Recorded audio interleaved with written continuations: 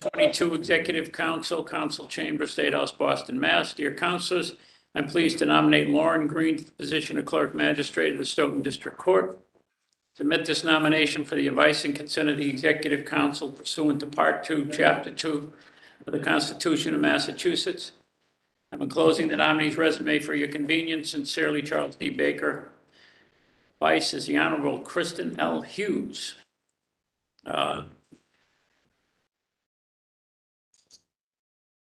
With that, I'll ask you to introduce the people that are here today for you. Good morning, everyone. Here with me today is one of my oldest, bestest friends, Joanna Noon, my parents, Greene, my husband, Chris Petrigno, needs no introduction at all, Ray Amaru, who runs the State House, former colleagues of mine, Hadler, Charles, Caitlin Tolbert, Sarah Farley, Associate Justice of the SJC, Serge George, and Craig Iannini from the Suffolk County District Attorney's Office, Judge Kat Hom, Lynn Fagenbaum from the Suffolk County District Attorney's Office, and Anit Satu from the Suffolk County District Attorney's Office, soon to be Superior Court Probation Officer. Nice, nice.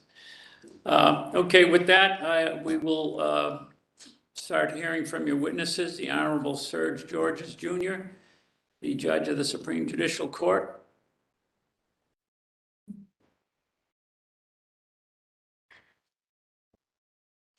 Morning to the chair and the board. I feel like I've seen you all so many times over the last decade or so. I'm glad to be here to speak on behalf of the nominee, Lauren Greene Petrigno. I think one of the reasons why I'm glad that I was asked to speak on her behalf, I've seen her in very different roles over the course of her career. So I'd like to give you some indication as to why I think she would be an outstanding pick for the clerk magistrate's position over in Stoughton. Lauren came to the Dorchester Division while I was an Associate Justice of the BMC, and she came over from the West Roxbury Division to be the supervising ADA in Dorchester. So I got to see her in a variety of different capacities. One is I got to see her as a lawyer because she tried, of the cases that we have in the BMC, one of the heavier cases, I got to see her presided over a trial where she was the prosecutor in higher stakes cases that we've had. And I've also gotten a chance to see her as the supervising ADA as she's helped the younger ADAs with cases, helped them to learn. And I can tell you that the first and foremost is not that you need to be a lawyer to be a clerk magistrate, but the fact that she is a lawyer and that she's a lawyer's lawyer can only help her in running the day-to-day management of a busy court that's got both civil and criminal cases that they have to attend with. One thing in particular I'd like to tell you about was during the course of that trial, it has two facets. During the course of that trial, again, which was a pretty noteworthy case for the BMC, I made a wrong evidentiary call. I know that I did. After the fact, I went back and looked at it. There was an evidentiary call in the trial that had to do with the piece of evidence that the proponent was trying to admit that I was just wrong about. And she knew I was wrong about it.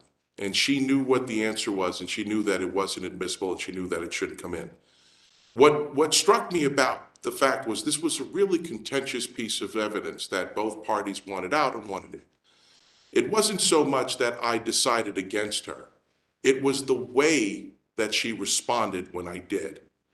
It wasn't petulant. It wasn't like we see from time to time, but especially when it's high stakes and you know that it's really, really important.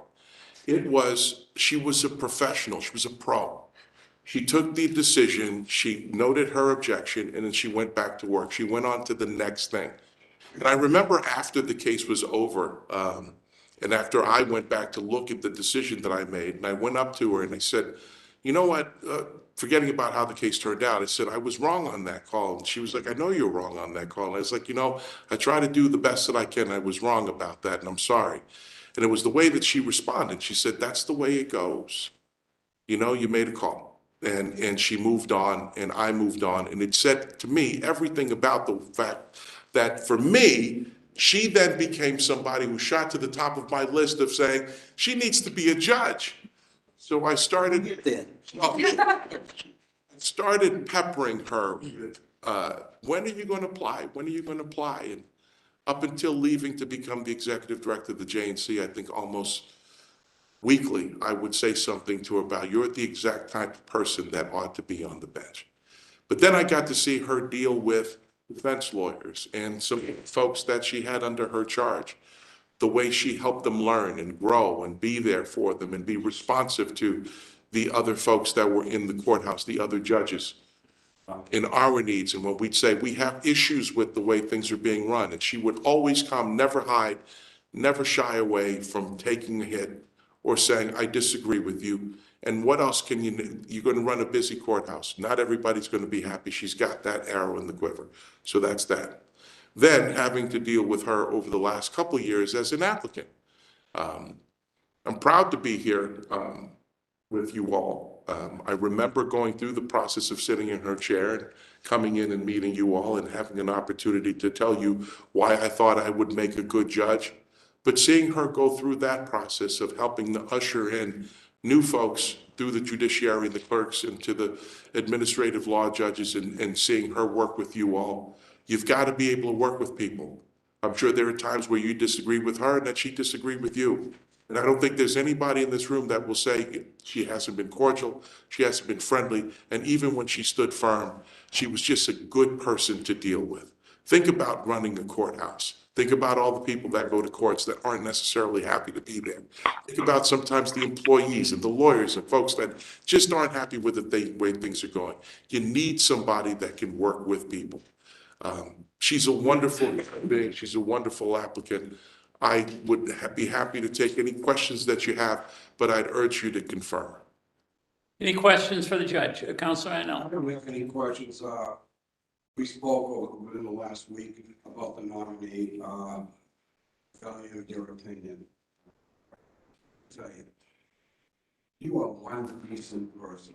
I gotta tell you, you are top shelf.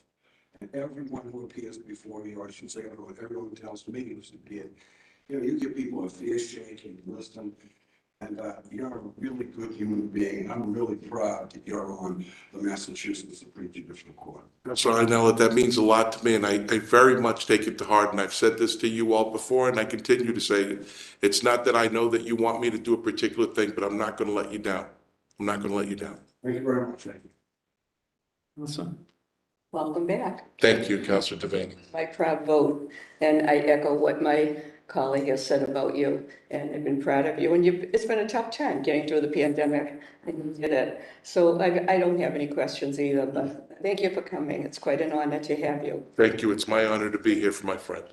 Thank you, Judge. I echo what Councilor Anel said, and you're a great addition to the Supreme Judicial Court. Thank you. Thank you all. And to the extent that I haven't said it, I wish you all a happy Thanksgiving, you and your family. And I look forward to seeing what the results of your vote is going to be. Same to you. Thank you. Have a one. Thank you. Nita, I'll pronounce this wrong. Setote? How do you pronounce it? Satut, last name Satut, first name is Anit. I didn't get that. Say it again. Anit Satut, Setou. yes. Is that a French name? Yes, it is.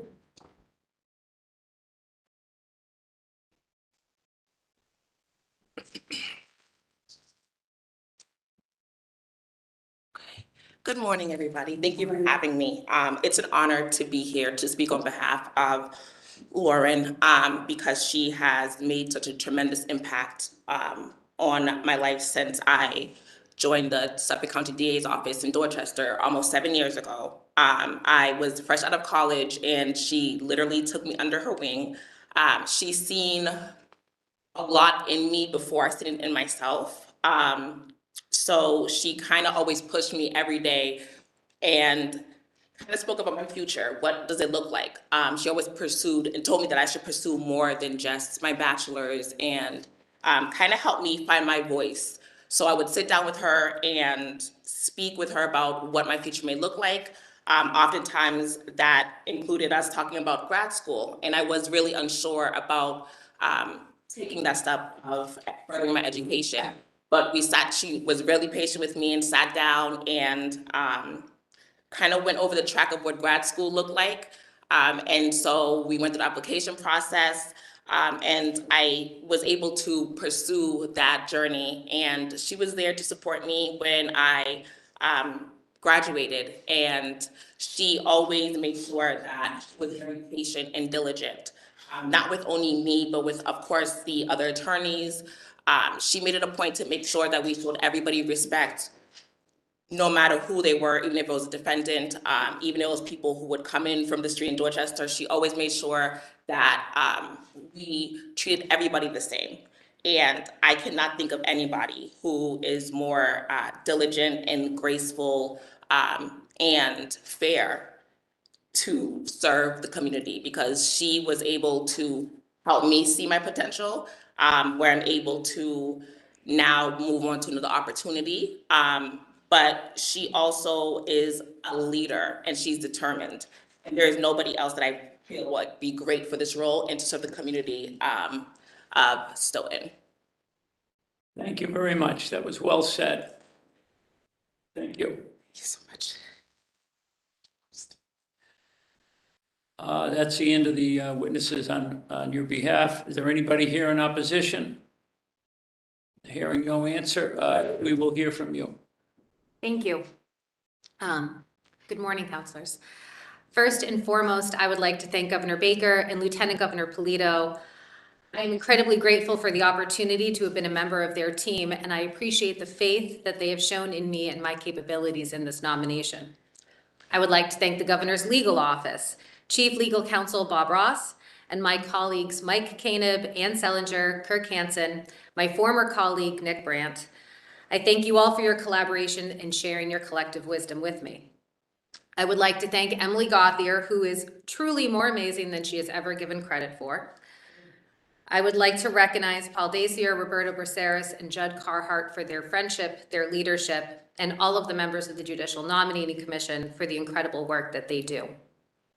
I would also like to thank Valerie and Sonia and Aaron, the amazing members of the Governor's Council team, for their ever-present good nature and affability. I'd like to thank my speakers, Anit and Associate Justice of the SJC, Serge George, both of which who have been champions and friends since I met them several years ago. And I'm honored they would come here on my behalf today, the day before Thanksgiving, no less. To my friends and family in the room, and those who have threatened to watch on YouTube, thank you. Especially to my parents, Jim and Mary Lou, I could not have better role models in how to balance career, family, and community. To my children, John and Ava, who are currently at school, you are the best parts of my life. And how cool is it that Mom is actually on YouTube? I've gotten big brownie points from them today. And to my husband, Chris, who is just, there are no words to describe the support that he provides me on a daily basis, including last night finding printer cartridges so I could print this. Most of all, I would like to thank you, counselors, for the time that you've afforded me, not just over the time since my nomination, but also for the past 4 years of working together. I truly appreciate the significant amount of work that you all put into this process and the dedication that you show the trial court and the judiciary. I know how much that means to each of you. A wise person once advised, in the land of the Governor's Council, brevity is king. And so with that in mind, let me address the question before you today. Why should you support my nomination as the Clerk Magistrate of the Stoughton District Court? You have my resume, you have my questionnaire, and you all do know me. But what you may not know is why I am seeking this move at this point in my career. When my children asked what this job was about, I started to explain what the role of the clerk is, how it is both managerial and magisterial, that I would be working with a team to help make sure that the court runs smoothly, that I would be conducting hearings and reviewing reports and sitting in sessions, and my son started to look disinterested.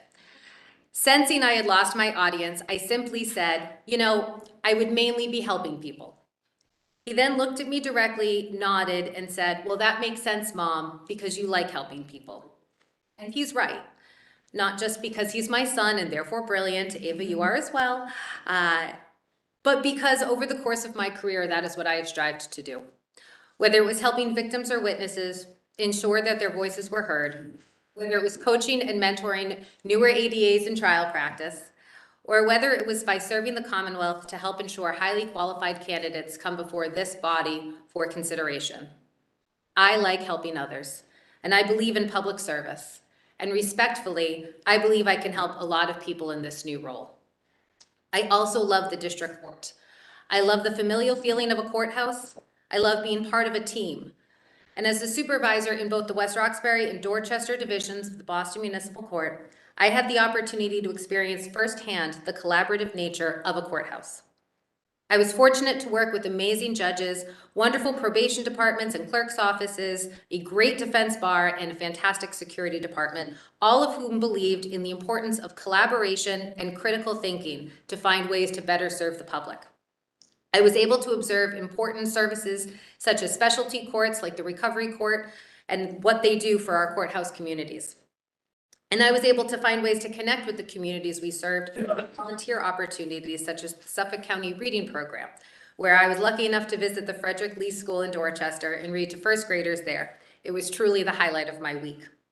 I participated in other community meetings and events such as the Mother's Day Walk for Peace, and speaking with high school students about career opportunities within the court system. These formative experiences solidified my belief that the district court should be a place of support for the community it serves. It should be a place where people know they can come for assistance with whatever problem they may be dealing with, and where they know they will be treated with compassion and respect. Simply put, it is a place where you help people. And the clerk's office, as the first point of contact, must therefore focus on both customer service, but also community service. It must be a resource for everyone, a place where people can come and seek help and will be treated with empathy. And so if I am fortunate enough to receive your vote, I promise to do just that, to provide excellent community and customer service. I promise to seek out ways for the clerk's office to be a resource center, providing access to justice and solving problems. And I promise to do that with compassion, empathy, and respect for every person who comes through the door. I'm happy to answer any questions you may have. Thank you. Councilor Devaney?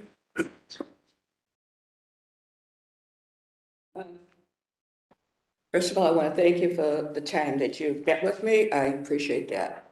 There's no question, these people here, you're a good person. I just wanted to you know me, I'm a stickler for a process, so I always ask for process.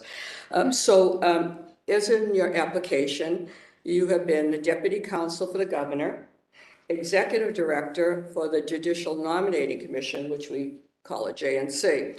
So for people out there who don't know, the JNC are 21 lawyers appointed by the governor who have the awesome authority to interview nominees and to choose a nominee and recommend that nominee to the governor, as they did with you. So anyway, so what you do is you have managed the process, as you said in your application, and for the JNC, and you recommend the judicial applicants to the governor and to the lieutenant governor. You conduct interviews for the judge and magistrates, and then it's recommended to the governor, and then the governor interviews that nominee. Did you submit a letter to the governor terminating your position as Deputy Counsel and Executive Director of the Judicial Nominating Commission when you applied for the before you applied for this clerk magistrate position? I resigned as Executive Director before. Did you send him a letter I did not officially? send him a letter. You didn't. So you were officially still you still were in that position, and as it says right here, to the present, as in your application. Okay, so you went before the Judicial Nominating Commission, you are over, and these are colleagues, for an interview, and they recommended you to the governor. Okay, so then, after you're interviewed by them, the procedure is that you, the deputy counsel, who you are, interviews the nominee. Well, you couldn't interviews. So you couldn't interview yourself. So who interviewed you if you're the deputy counsel? So the Executive Director of the JNC and the Chief Legal Counsel for the governor are the ones who conduct the interviews after somebody is recommended by the JNC. So when I was recommended by the JNC, I was interviewed by Bob. Excuse me, let her answer the question, please. I'm just trying to understand the process. I Let her was, speak. I was interviewed by Bob Ross, chief legal counsel to the Okay. governor, and Emily Gauthier. Okay, okay. And then you're interviewed by the governor. Yes. Okay. So, all right, your position here will end in a month. When did you think about being a clerk magistrate? I mean, did you think about what will I do in another month? Were you you had to be considering that? I was considering a lot of options, but as I told you when we met the other day, I had thought about the role of a clerk magistrate as early as when I was working in the Dorchester Division of the Boston Municipal Court.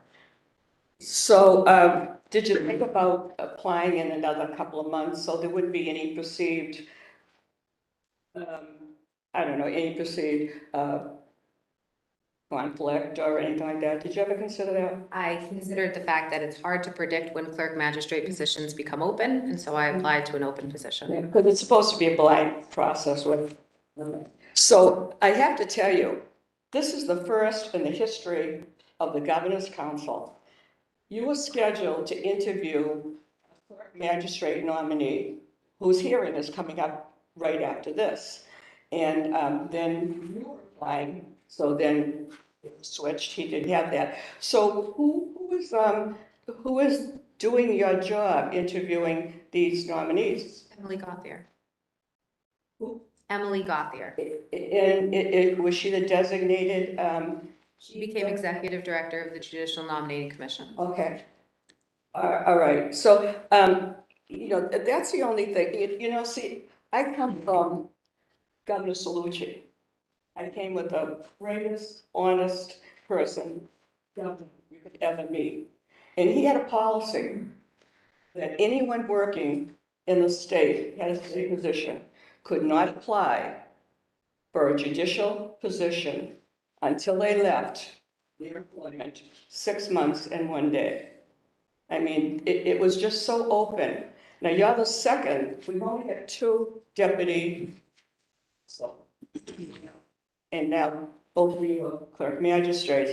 So it's a very different atmosphere, should I say, that I am going through. We had a colleague that never resigned, became a clerk magistrate, and she got her last check the day after she was sworn in as clerk magistrate. I mean, it's very different, very different. So I'm just letting you know the position I'm in. You're qualified. I would have liked to have seen you come up, you know, with the next governor. And, you know, you knew your position was terminating, and now you're going for clerk magistrate. And you're qualified. But I'm just saying, this whole process, when I was a city councilor, my husband was a firefighter. And I couldn't vote on the whole fire department. And yes, your colleagues interview you, and they vote for you, and they recommend, and interview with the governor who gave you this job. You have to put yourself in my position and tell me, how many nominees, applicants, were interviewed for this position for the Stoughton District Court? You'd have to ask Bob Ross. You don't know. I But wasn't part of those you interviews. were over the JNC and you didn't know who was being put? I wasn't part of the process after I applied. So, yeah, you know, it's just a different thing. I came in government and it was a whole different atmosphere, and now it's completely different. So it just doesn't seem that there is a procedure, that there are any rules, you know? So tell me, when did you think that I would like to be a clerk magistrate? When did you have that idea? As I said, I initially started giving some thoughts to that possible career path when I was a supervisor in the Dorchester Division. So why didn't you apply before you took this job? Because you've only been here 3 years. Well, because at that point in time, I don't think that I had the full experience that I've gotten in working for the past 3.5 years with the governor's office and with the trial court much more. I also, you know, was fairly young at the time, although I'd like to think I'm still fairly young. So Still, yeah. You're still young. No, you know, anyone that knows me, that I'm very honest and I'm very supportive of people. And, you know, you're a good person. And so, but I have to tell you what I feel in my head. This is very different, very, very different. And so I'm just saying, we're still working in a position, and you set to interview someone else for a position as clerk magistrate, and then you were applying, so you couldn't do it. I mean, I have to weigh all this stuff, you know? So I am, and I'm praying over it. And so I want you to know that, you know? So thank you for your time. I really appreciate it. Councilor Arnell. I don't have really any questions. Only got to know you the last 3 years, and before that, what a wonderful family you have. Your father, your mother. For you folks who don't know, about 100 yards from my home. They were great neighbors. As I say, they were. They loved men. Invite you to Thanksgiving dinner. I went there once for Halloween, I'm pretty sure. All time, I'm kidding. Well, they live around the corner, so not far from me, but not as close as they were. And I know how proud your father Jim and mother Mary Lou are great people. When I look at a clerk magistrate, what comes to mind? You have the right temperament, you have the right demeanor, you exercise good judgment. I saw all that firsthand. But I think there's another quality that probably won't hear from many people, but I've been here a few years. And people in your position, you know, you get to know them, get to know you, and they'll talk, they'll say good things, bad things about other people in the council. But what I'm most impressed with, there's 8 members here, and you never said a bad word about any single councilor. And you know what? That's important. That means so much to me. Because in the past, there have been people, what about her, this one, what about him, what about her? Never said anything bad. And you have patience too. I talked to somebody who find people in their positions and said, oh, what about this person? They couldn't handle it. They have patience, and that's a good virtue to have. When young Nate come before us, next week or the week after, I'm gonna be so proud. Not as proud as you folks, but so proud to vote for you. I think you're gonna be a great addition to the Stoughton District Court. It's a community court, you live close by. It's great for you, it's great for my family, your husband. I want to wish you all the very, very best. Last thing, as you know, we have a mutual friend, Howard Cahill, reminded me to say some nice words about you.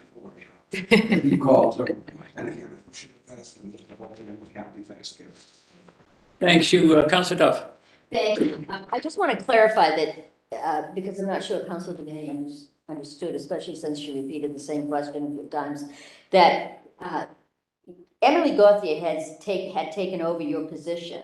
Correct. You had resigned. You may not have submitted a letter, but you submitted your resignation. So you were in no position to interview yourself. Yeah. You had withdrawn from that. So there was no possibility of impropriety. Correct. Okay, I want to be clear because I know people are watching this and I don't want the public to be misled that this was some type of an inside job, because I read the emails that we get, and I know that I've been in, you know, Emily's been the one and Bob Ross communicating with us for a couple of months now, not you. You moved into a different position. So you're no longer, even though when your resume was this, that's not your job. Okay. You're, you know, honestly, Attorney Greene, you're not just eminently qualified. You know, as I said to your parents, you're incredibly bright, but you're a very kind person. And you're polite and you're patient. And your patience with me has been tremendous, and I deeply appreciate it. The only thing, it's very hard to be patient with me sometimes, especially when I'm not right, which I will admit. That's happened. That's the only thing, and that is a little bit surprising to me. I don't know how I didn't know that about you, but I spent a lot of time on that campus. Anyway, yeah, you know, this is a no-brainer. Frankly, I'd love to see you on the bench. Your resume is exactly academically, work-wise, as a person, how you present into the courts, exactly what we need in the Commonwealth. So I thank you for the service you've given to us. I know it's not easy to work for a governor. It's, you know, you do what you're told to do. You sign up for some, people don't understand how government really works, but I do, because I've worked in it, and it's very different when you're on the inside than you think it is. So thank you for your service to the Commonwealth, for your continuing dedication to our judicial system. That's all, Mr. Chairman. Thank you. Councilor Kennedy, please. Vanny and I absolutely agree on one point. You are still young. I'm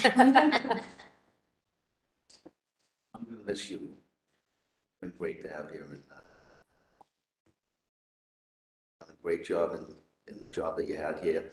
And I think that well, if anybody at this table was not a member of the council, they'd be happy to sit in that chair as a witness for you. I don't have anything else.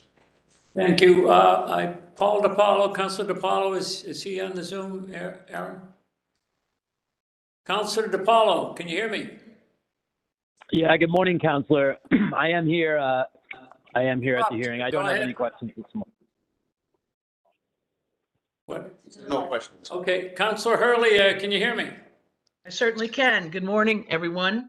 She's being beamed in from Springfield, Mass.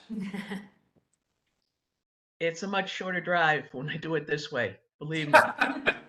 And I'm sure to get there on time because there are no huge traffic accidents on the Mass Pike.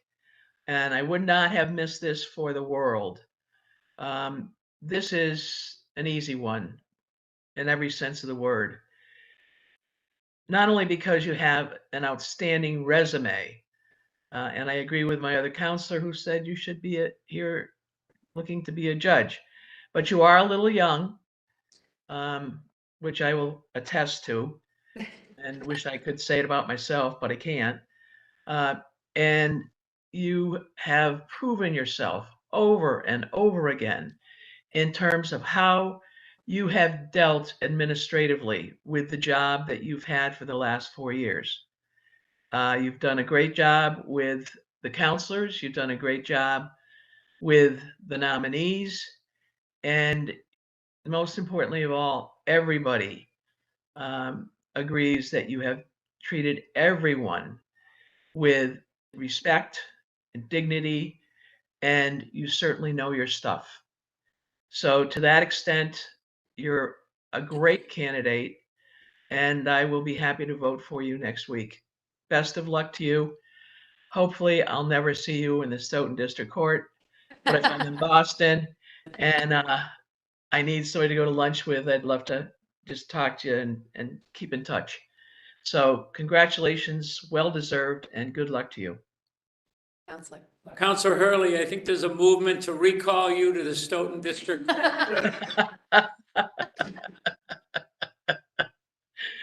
Thank you, Councilor Jubenville, but my work here is done. Thank you. And so too on the bench. Thank you. Councilor Ferrer. I think you're amazing. You've done an unbelievable job. I've seen people verbally assault you without any right, and you just stand there and smile a little bit. Say, how do you do that? You said, my mother told me a long time ago. You just say, don't say anything. And you actually live that life. I think you've done amazing things. I want to thank you for your friendship for the last few years and the work you've done on behalf of all the residents of the Commonwealth of Massachusetts. And I will call you now that I know we share the same birthday. I'll call you to wish you happy birthday. You're going to do a great job, and I'll be very, very pleased to vote for you next week. Thank you. I agree with all my counselors that spoke so highly of you, and I have to thank you personally for where you helped me over the years you've been here. Never once did you not return. Never once didn't you answer my questions as to which helped me be a better counselor, I feel, and I'm sure you did it with all of the counselors. In all of the qualities said here by counselors, I agree with 100%. The Commonwealth of Massachusetts and the people that are going to go to the Stoughton District Court are a lucky bunch of people to have you there. Thank you very much. Thank you. I think we have 2 minutes that you allow with your new rule. I thought you asked her all the questions you wanted to ask her. I just wanted to be the first to congratulate you because you'll have the vote here for clerk magistrate and wish you all a happy Thanksgiving.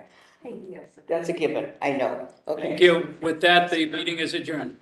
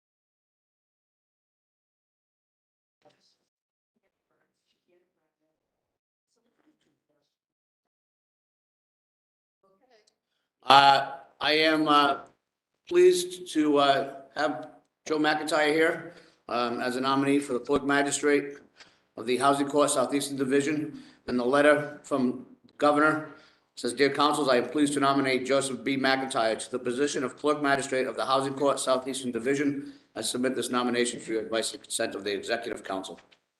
So with that, I want to welcome everyone today. And Mr. McIntyre, if you would like to introduce the people you brought today. Very good, thank you. So through you, Mr. Chairman, to all the members of your council, I'm here today with my wife of 30 years, Christine Ann, the first justice of the Southeast Housing Court, Your Honorable Salvatore. My daughter, Kaylee, will be testifying before you. My son-in-law, Adam. My own personal cheering section, I've got my 3 granddaughters here. That's Leela, Faith, and Jovi, and my son, Christopher McIntyre. And my other son, Paul, is in Arizona, but he's here with us in spirit. Excellent. Thank you. Thank you. Well, we're going to start the hearing with Judge Salvatore. Judge, would you like to, can stand or sit, whatever you'd like. Thank you for coming. Appreciate the opportunity. Thank you. Good morning, and I want to begin by thanking each of you for giving your advice and consent to my appointment to the Housing Court in 2018. I have one of the greatest jobs in the world, I think, and I'm so grateful to this body and to each of you for the confidence you placed in me. Also, thank you to our Governor Baker and Lieutenant Governor Polito, not only for my appointment, but for nominating such a terrific candidate in Joseph McIntyre as Clerk Magistrate of the Southeast Housing Court. I'm honored to be invited here today to say a few kind words about Joe. I'll give you a little background. I promise I'll be brief. I'm privileged to serve as the first justice of the Southeast Housing Court. The court serves 5 counties, and we sit weekly in 4 permanent locations in New Bedford, Fall River, Plymouth, and Taunton. And we sit at least monthly in a 5th satellite session in Barnstable. So it's a busy court. And it's a carefully choreographed dance, I'd say, between staff, moving the files, and meeting the needs of our litigants as we move through each of those locations. And the clerk magistrate is charged with keeping all of that straight and running smoothly. And that's a challenge, even during normal times. And during the pandemic, it really became a Herculean task. When the pandemic first took hold, the Housing Court created a pandemic planning committee to review and make recommendations for court operations. And naturally, Joe was selected to represent our division. He and other committee members spent countless hours discussing, inventing, and reinventing the Housing Court's operations.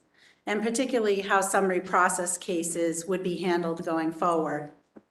As you may recall, there were various state and federal eviction moratoria and an ever-changing legislative and procedural landscape to navigate. And Joe's leadership didn't start there, but it certainly saw us through some especially challenging times. Early on, Joe distinguished himself by becoming what I affectionately coined our Zoom master. He dove in headfirst and he helped us to understand and transition to virtual hearings. If there was a question, Joe was our own personal IT department. He mastered the platform in a way that helped troubleshoot and eased fears and guided our litigants so that they could meaningfully participate in remote hearings. His can-do attitude got us through some tough times, and he still brings that attitude to work each day with a smile and a wicked sense of humor. When we finally settled into our new normal, our longtime clerk magistrate, Mark Jeffries, announced his retirement. I think I speak for everyone who works or practices in our court that when Mr. Jeffries made that announcement, there was only one person who came to mind who could fill those very big shoes, and that was your nominee, Mr. McIntyre. Before coming here today, I asked some colleagues to describe Joe. And they used the following words. I did leave some out. Brilliant, personable, leader, committed, multitasker, positive, helpful, and dedicated. My words for Joe are those, but also extraordinary, charismatic, personable, respectful, and he's a statesman. Why? Because Joe's a truly gifted people person. He has an uncanny ability to talk to anyone at their level, whether it be attorneys, staff, or self-represented litigants, and to explain a situation in plain language. He's adept at managing difficult situations and putting out fires. He can put anyone at ease, which probably explains why so many frantic attorneys have his personal cell phone number. Joe has worn many hats before coming to the Southeast Housing Court in 2015. He was a longtime legislator, a former district attorney, a solo practitioner, and an adjunct college lecturer. Above all, he is a devoted husband and father. These roles clearly helped Joe to develop into the multifaceted person he is today. He's seen life from many vantage points, and that makes him very empathetic. He's a problem solver, a communicator, and someone who has been and will continue to be the goodwill ambassador of the Southeast Housing Court. I can't think of a better person to represent the court going forward. I think I speak for the entire Southeast Housing Court and his extended fan club when I say we enthusiastically support Joe's nomination and ask that you confirm him to the position of Clerk Magistrate of the Southeast Housing Court. Thank you, and I welcome any questions. Thank you, Judge. Has anyone ever said a bad word about Joe McIntyre? Well, I don't think so. Councilor Devaney. Let's proud both of you, and you're doing a great job, and you've gone through the worst with the pandemic. I can't even imagine. Housing court has gone through quite a change, and housing is the biggest problem for people. So how do you see this nominee and how he has reacted to people who have, who are losing their houses and all that, representing them? What kind of qualities do you see in him? Joe is very empathetic, and as I said, one of his greatest gifts is communication. So even if the news may not be the best news that a person might want to hear, he has a way of conveying it in a caring way. And, he offers resources and assistance to folks who may not know what to do. So we're a court, we have to take the cases as we find them. But to the extent that there's a way to help those litigants navigate the process, Joe's an expert. Yeah. Thank you for coming the distance for all of you, Jim. Appreciate that. But your testimony means a lot. Thank you so much. Thank you. Appreciate it. Thank you. Councilor Kennedy. You've been on 4 years? Yes, The chief judge now? I am. That's pretty fast. Well, we had quite a few. You don't want the job? Is that why you want him on, so you can get the job? Nope. No, we've been a team since I came to the Southeast. Originally, I sat in Worcester. So I spent the first year from 2018 to 2019 in Worcester. There were the two judges that we had in the Southeast were both retiring. So I moved to, Push them out or the age out? well, one aged out and one voluntarily decided When you to push. travel. How long were you on before you got to be chief judge? About a year and a half. You got on and then the pandemic hit. Yeah, so I came on as first justice in December of 2019 and then March of 2020, yeah. Right away, yeah. So how you doing with the post-pandemic stuff? Are you guys catching up? I have to say that the Expected, tsunami that was they expected that. I was gonna say, they expected a tsunami. didn't materialize.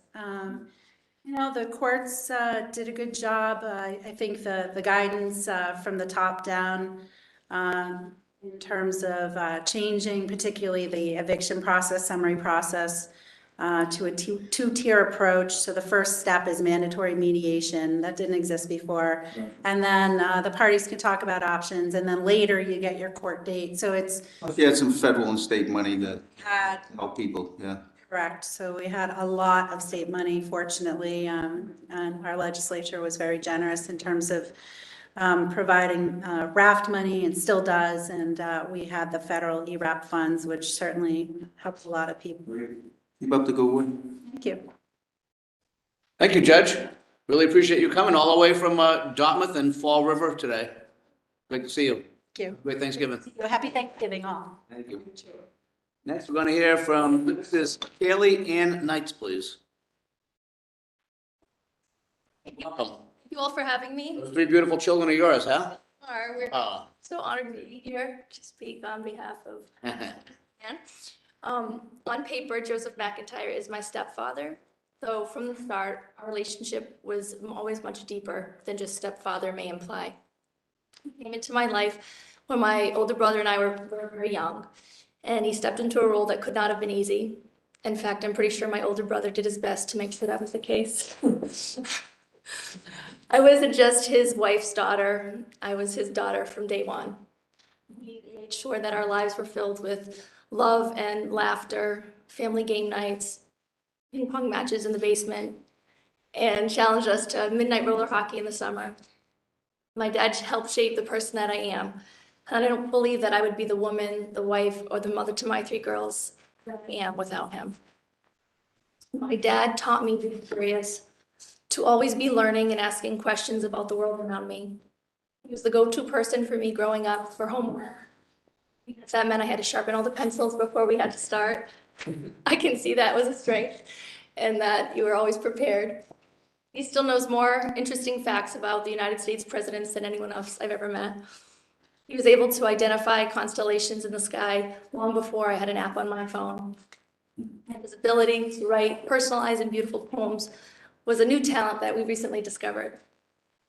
At the time, reading every historical plaque on a trip to Gettysburg was not my idea of family fun. His endless thirst for knowledge is something that I embrace and share with my girls.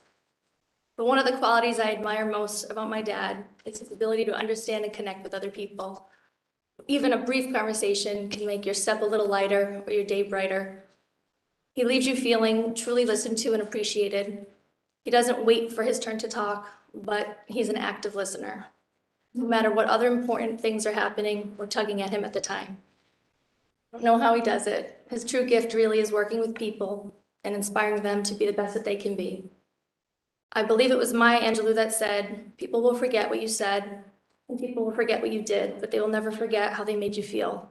And I know that I will never forget how my dad, Joseph McIntyre, makes me feel, and I'm better for it. Great. Devaney? Thank you for your testimony. I cry at parade, so but I have to tell you, in meeting with him, with this nominee, he spoke of you, and I mean, Stepdad is not an easy position, and he did that all very well. So your testimony means a lot to know, what he is to the family, and I really appreciate it. And so you'll always remember this, that you testified for him at his hearing. So thank you. Thank you. Any other questions? Thank you so much, that was terrific. How do we make it feel today? Mr. Chairman, I just have to say something. Yes. Every time somebody gets down with that chair, stands up, pushes it in. We should be taking notes, Terry. No. Great, so that's the end of the witnesses. Is anyone here in opposition? Hearing none, we're gonna close that portion, and now we'll, sorry?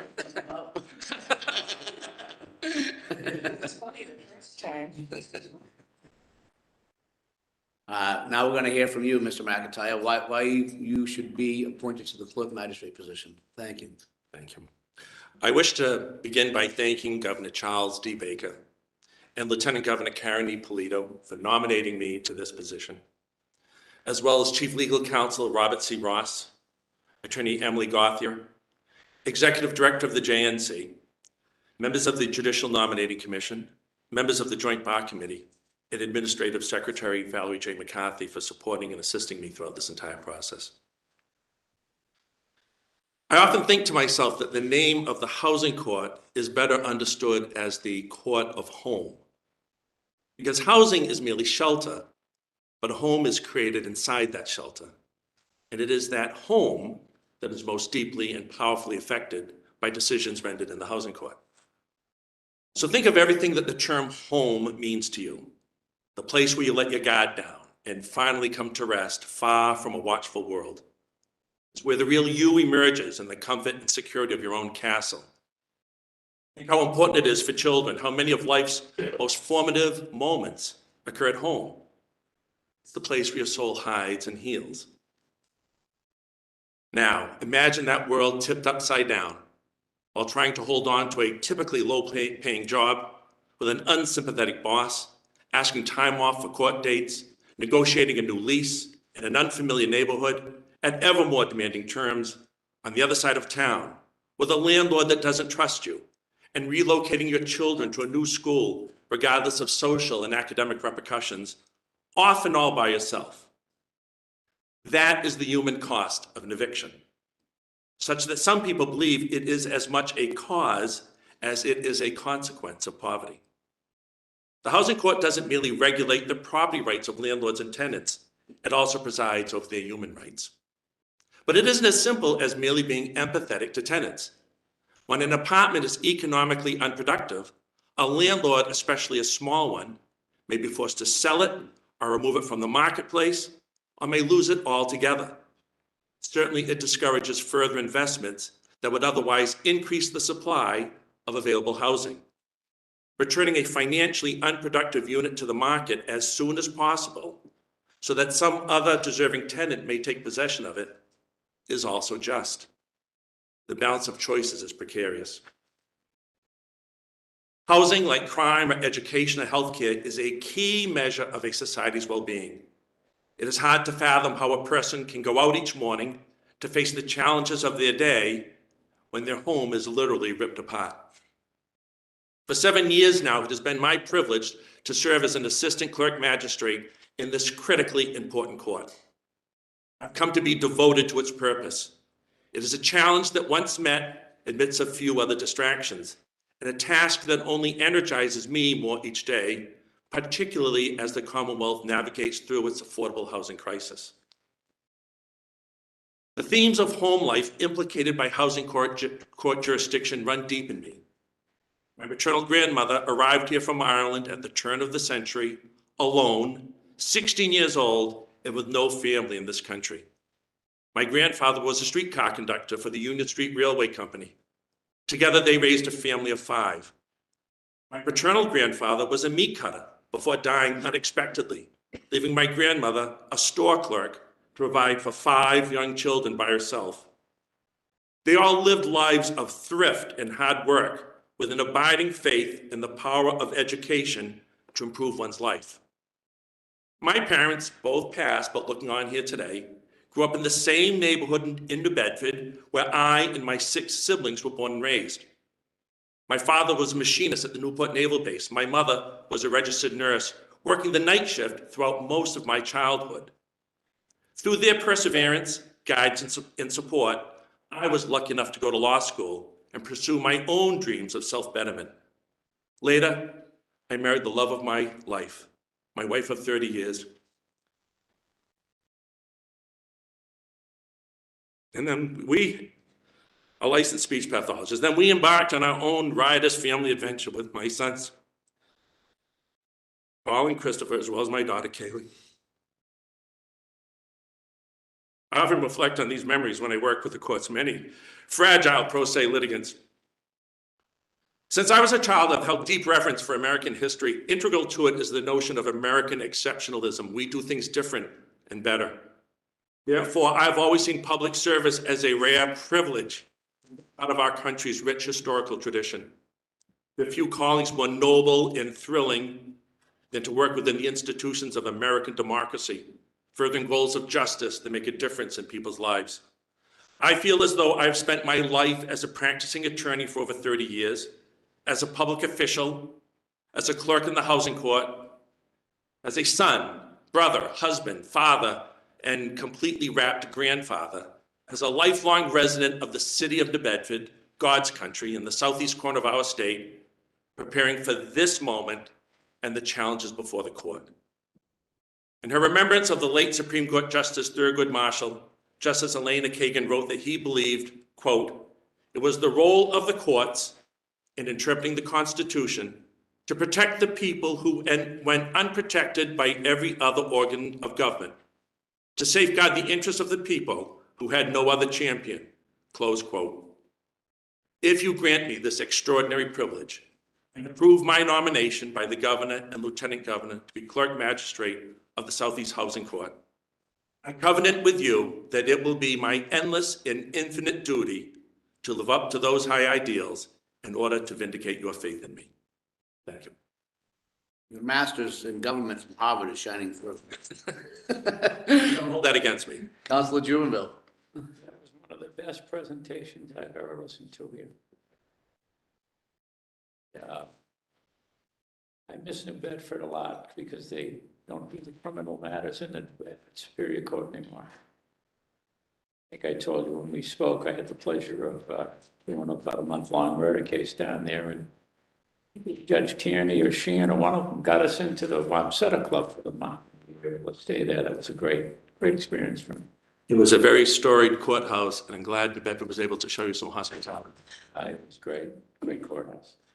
So I think anybody that worked for John Tierney gets my vote right away. Thank you. I second that. And so good to me. You're a Holy Cross grad. Yes, sir. You still stay in the alumni and all that? Yes, not as devotedly as I wish, but yes, I'm still fairly active. I know you like reading about history, so I'm going to tell you a story about Holy Cross. Did you ever hear of a family, their last name was Downs, D-O-W-N-S?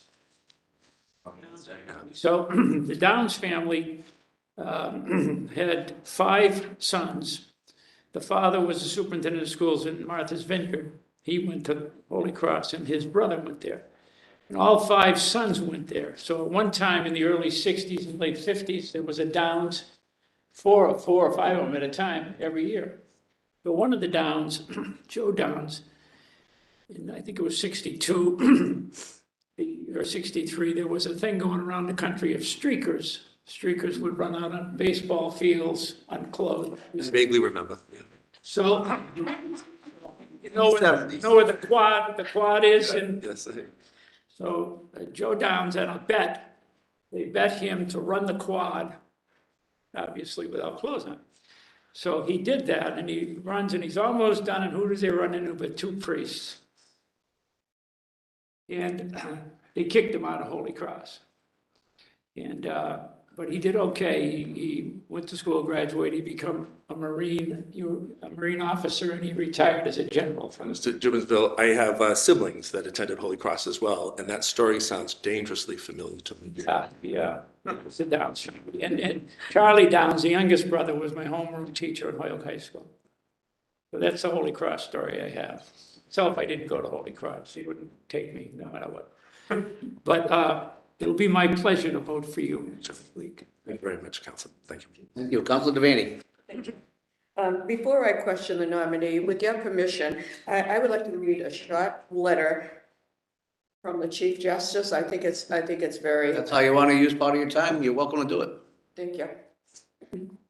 Dear councilors, I write this unsolicited, that's the important word, unsolicited letter to support the nomination of Attorney Joseph B. McIntyre to serve as Clerk Magistrate of the Southeast Division of the Housing Court.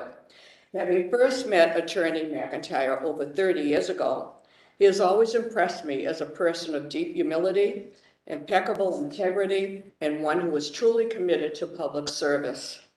In my current role, it has been. I'm going to the bathroom, if that's all right with you. To work closely with Attorney McIntyre. He is a very bright lawyer who fully understands the many legal complexities of summary process.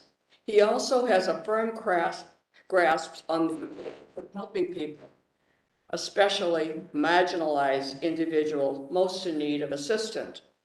Attorney McIntyre is eminently qualified to assume the role of clerk magistrate. In addition, Attorney McIntyre is unpretentious and exhibits a kind and gentle approach to everyone.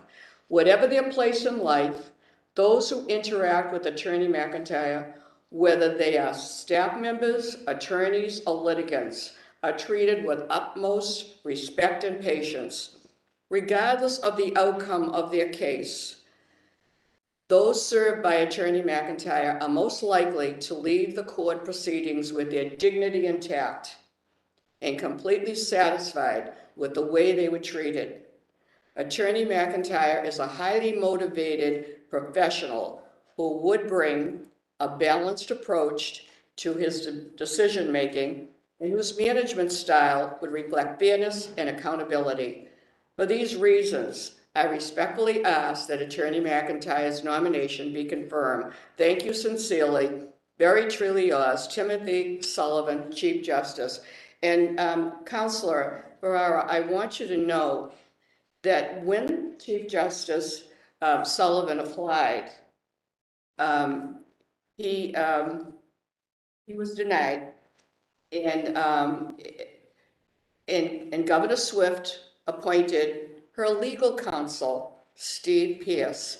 And thank you, Governor Romney, and thank you, Chief Justice Sullivan, for applying again. And he was appointed by Governor Mitt Romney. And so I thought it was very important to put this on the record. Thank you for allowing me to do that. Absolutely. We do have that letter. It is part of the record. Yeah, right. And we have other letters that you can talk about, but Part of the record. thank you for that permission. First of all, thank you for all the time you afforded me. You came over 2 hours to meet with me, and I'm grateful. My pleasure. And I told you that, you're going to be in the council book of records, because also Chief Justice Island came 2 hours and I think 20 minutes from the western part of the state to come. But I thank you for that. But I couldn't be more excited about this, because I've been very concerned about the housing court. And when I met with you, I told you that I even wrote a letter, and I have asked Kim Budd to have a task force, because in all due respect to them, they really don't know the rules and the laws applying to the housing court. And there are some people who can't afford a lawyer and who are there and they're elderly and alone. And there have been some judges who haven't been as kind with them. So I think housing, I know housing is a priority now, and everyone is concerned. They can't afford to buy a house. The rents are going up, and evictions. So tell me, going to your experience in the housing court, and I'll tell you, I wish you were going to be a judge. And you know what? We'd only have 5 years, but it would be a great 5 years.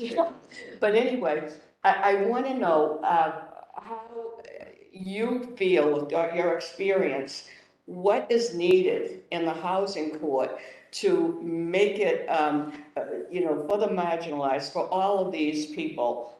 What do you think is needed, Jane? I think the most important thing for the housing court to do is to double down on what it does already, which is to be a haven of justice. So if we are a haven of justice, people will feel more welcome in coming. People will feel more inclusive when they're there. Their experience will empower them, so that it is important for the housing court to continue doing what it has done, which is to provide justice and work even harder and better at it. I tend to think that the clerk plays an instrumental role in making that happen, because that kind of a mindset that we are a haven of justice, that we are the safe refuge for people who are otherwise storm-tossed, that you don't just learn that, just read that. You can't just give an order. That has to be in the court's DNA. And I think that the way you best transmit that is through the example that the clerk leads, that he has to be a person who, in his dealings with staff or her dealings with staff and with litigants, with pro se's and attorneys, that they exemplify that respect, that regard, the dignity people are entitled to, and an awareness of what the high bar of justice requires in every case, an adherence to the rules, a knowledge of the rules, as well as all of the dreary details that go into that, taking care of docketing, making sure it is error-free, making sure that cases are scheduled promptly and conveniently and accommodating people's special needs, etc. So I think that is what we do, that we only emphasize what we've already done, but make it better. And here's another thing that I think the court always needs to do, and that is to be a source of information. I'm always struck by how many marginalized populations come into our court unaware of their rights, that there are Lawyer of the Day programs that are there to help small landlords navigate a very thorny political issue or a very difficult procedure. There is the tenancy preservation program that is there to help people who are suffering a threat to their tenancy because of behaviors that due to a disability that is jeopardizing the tenancy, and other such resources. RAFT, the judge had talked about, and other such resources. Making that information available to people is critically important, and also is another way that that population is empowered. So, in quick, do what you do, only do it better, and be the living example of that commitment to justice. Sorry, the council's not here to hear that. That's very important. I have really looked into housing, and I've looked at the people who've come before us. And I'm sad to say, we had one person, and I knew a lot of things in his past that he shouldn't be in the housing court. And we had 7 witnesses that came in opposition. That's unusual, that in my 23 years. And one of the men happened to be a black man, and he had an adopted 12-year-old, and he was really concerned. And he didn't get his paperwork in time. Well, anyway, 7 days after the hearing, he was evicted. This is what I see. And what I see in you is compassion. And you have to have compassion for any of the things that I vote for, whether it's parole board to judge. But I think housing, really, these people are in dire need. And, and elderly women that are alone, who have no one, who have no relatives, are at risk. And we need to have that, the person that's going to hear them. And I believe the clerk magistrate is the face of the court. And that's the first person that people see when they go into the courthouse. So it's up to you to, to try to make their life a little easier. So that's why it's very important to me. And I was very impressed with your philosophy. And, people are afraid when they go into the courthouse. And you have just a smile and a sense of humor and all of that to put people at ease. And that's so important. Now, when you look at the different cases that have come up before you, is there one that stands out that was so rewarding of the result? Quite frankly, we deal with high volume. So we have an awful lot, unlike the Superior Court that will have the blockbuster case on occasion, we deal with a high volume of cases. And so, to me, the most gratifying result is when, and this happens, I want to say frequently, under the leadership of Judge Salvatore and Judge Michaud, this happens frequently, that a tenancy that appeared to be imperiled, that appeared to be broken, and in which there was great need, there were families and young children who absolutely required a safe shelter and a home, that tenancy could be saved, either through a trial or, importantly, through mediation, that we were able to negotiate a solution for them. So rather than one case, I can point frankly to a trend of cases, and I find that especially gratifying, that people who were in danger of losing the center of their life. I always say, home is where the heart is. Home is where the heart is. Home is the building block of the rest of society. We negotiate a lot that the decisions we make have a terrific impact on that. And when you can preserve that home, and that family can go on, and the kids can focus on the geometry test, and dad can maybe apply for that job he's been turned down 25 times before, he's going to try one more time, and other people can do the things that they need to do to pull themselves up. When they have that foundation underneath them to do that, then that's a wonderful feeling. And I think absolutely foundational to the well-being of society. Well, not only do you have age, but you have life experience with your family and how you've grown up. And you certainly weren't born with a silver spoon in your mouth, and all your relatives aren't on the bench. And this is not a political appointment. And what I see in my term here is that sometimes political people jump the line. And I am so pleased that you applied and the governor appointed you. And I wish you all good health and good luck in your job. I have so much confidence in you. We closed the diner. It was, But I'm going back, whether you're there or not, I'm going back. It's a great place. and we could have spent another 4 hours. But I know you as a person, as a lawyer, I know you as a clerk magistrate. That's what I see you as. And as I said, it's sad that you are going to be a judge, because you'd be wonderful. But I know in your position, you will do a lot. And I'm going to still pursue that task force, because I think that the SJC has to be educated about things, because I can't go into it. But that particular person had gone to another court, and the judge didn't really understand the Mass General Law that applied to the housing court. So that's what I'm saying. They have to be educated, especially in these very trying times in housing. So there's no one else to ask you questions. I'm very sorry that they can't hear you testify, the other counselors, because what you say is from your heart. And that means so much to me. So I'm going to stop. Thank you. You're going to time me, and you're going to say stop. Thank you for your kind words, Councilor. Thank you. We do have a couple of councils on Zoom. Councilor DiPaolo has indicated that he has no questions for you. So we'll go to Councilor Hurley. Councilor Hurley, are you there? I am. Thank you. Nice to see you again, Councilor. Good to see you as well. Hello, Councilor. Good morning. We had a great conversation. And my go-to person when it comes to housing court appointments is Mike Doherty, who's the clerk of the housing court. And they don't call it in Hampden County. It's all of Western Mass, and I can never remember the name of it. But Mike Doherty knows what he's doing. So I called him about you, and he gave you an A+ rating.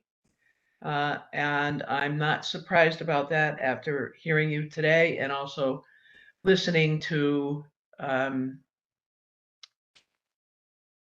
conversation that we had. So I know your grandkids must be bored to tears with all of this speech making. Out of the room right now. They're running out. They're running out of the room as I'm speaking. So I guess they've heard enough from me. The bottom line is you've had a great career. You've done a great job in the housing court. And what's important to me is that good landlords with bad tenants don't get short shrift, and good tenants with bad landlords don't get a short shrift. And I think you're the man that's going to get the job done, along with the Chief Justice of the Housing Court. It was good to see you again today. So happy Thanksgiving, and I'm going to vote for you. Thank you very much for those. Councilor Hurley, Councilor Kennedy. We had a long talk on the phone. When we were talking, we discovered that we knew a lot of people together.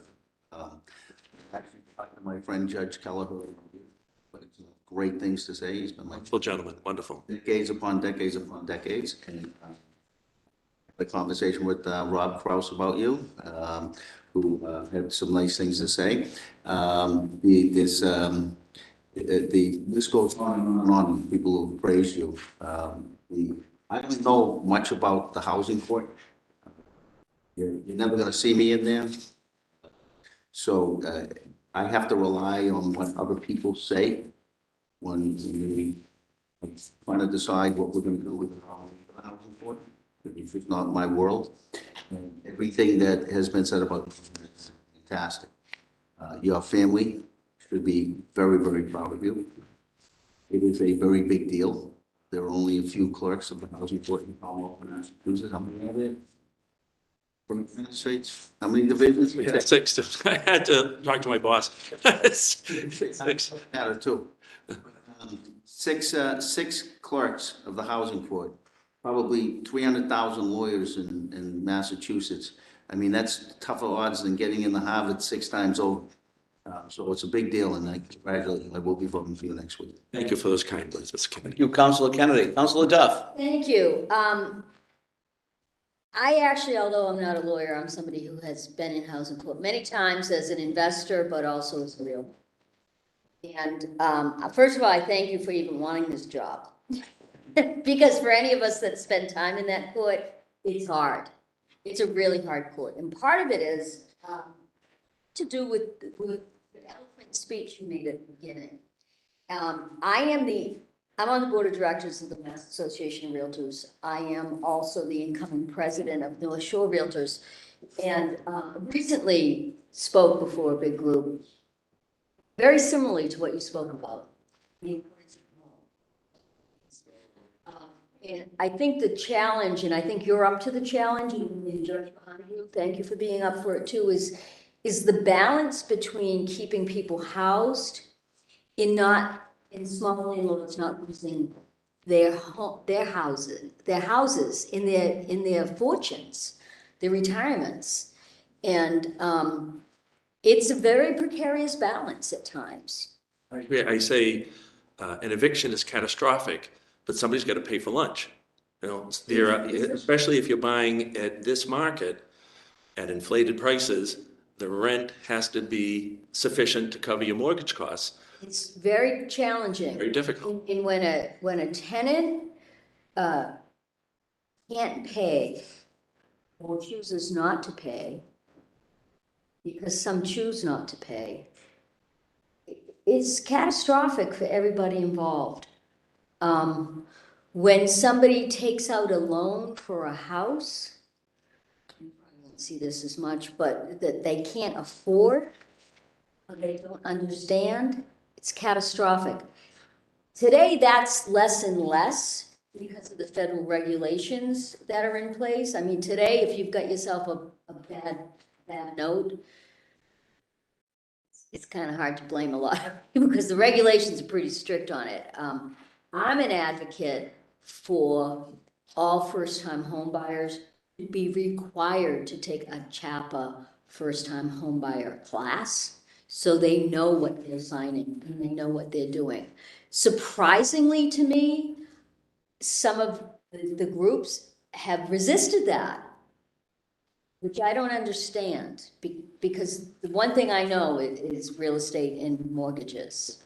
And I know people get caught up in bad mortgages sometimes, but I also know that people use their houses as ATMs to live on and take out money. And then they want to cry foul. And it's a terrible thing when it happens, but it happens. Anyway, I don't really have any questions. You've answered everything for me.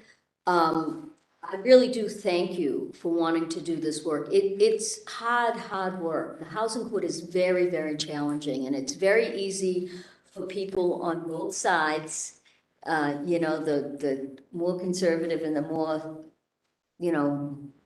left wing or whatever, to shake their sabers and scream. But, it's a King Solomon's task that you have before you. And I applaud anyone that will take their great knowledge in education to sit in that court, especially as a clerk magistrate. I mean, that's really, those of us who've been in that court actually know what that means. 'Cause that's a whole other, I see the judge shaking her head going, yes. It's a whole other thing. It's very different than what people think it is.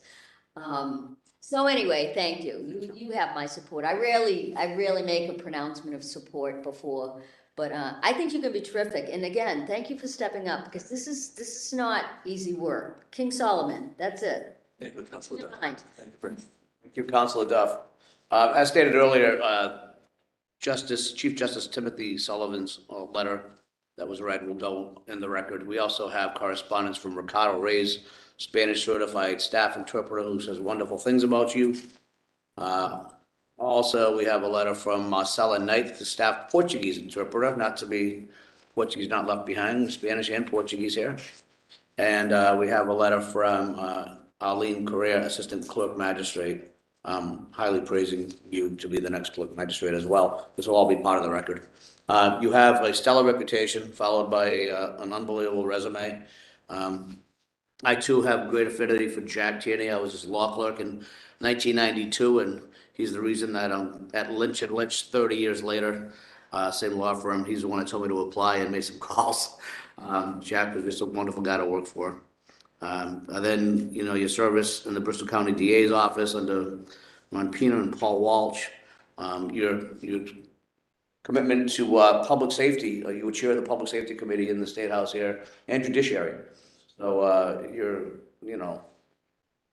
the breadth of what you've done is just incredible, and I'm going to be happy to vote for you next week. I think it's going to be unanimous by my counts. So thank you for applying, thank you for your service, and have a wonderful Thanksgiving. Thank you very much. Meeting is concluded. Thank you, Chairman, and God bless the Governor's Council. Thank you. Thank you.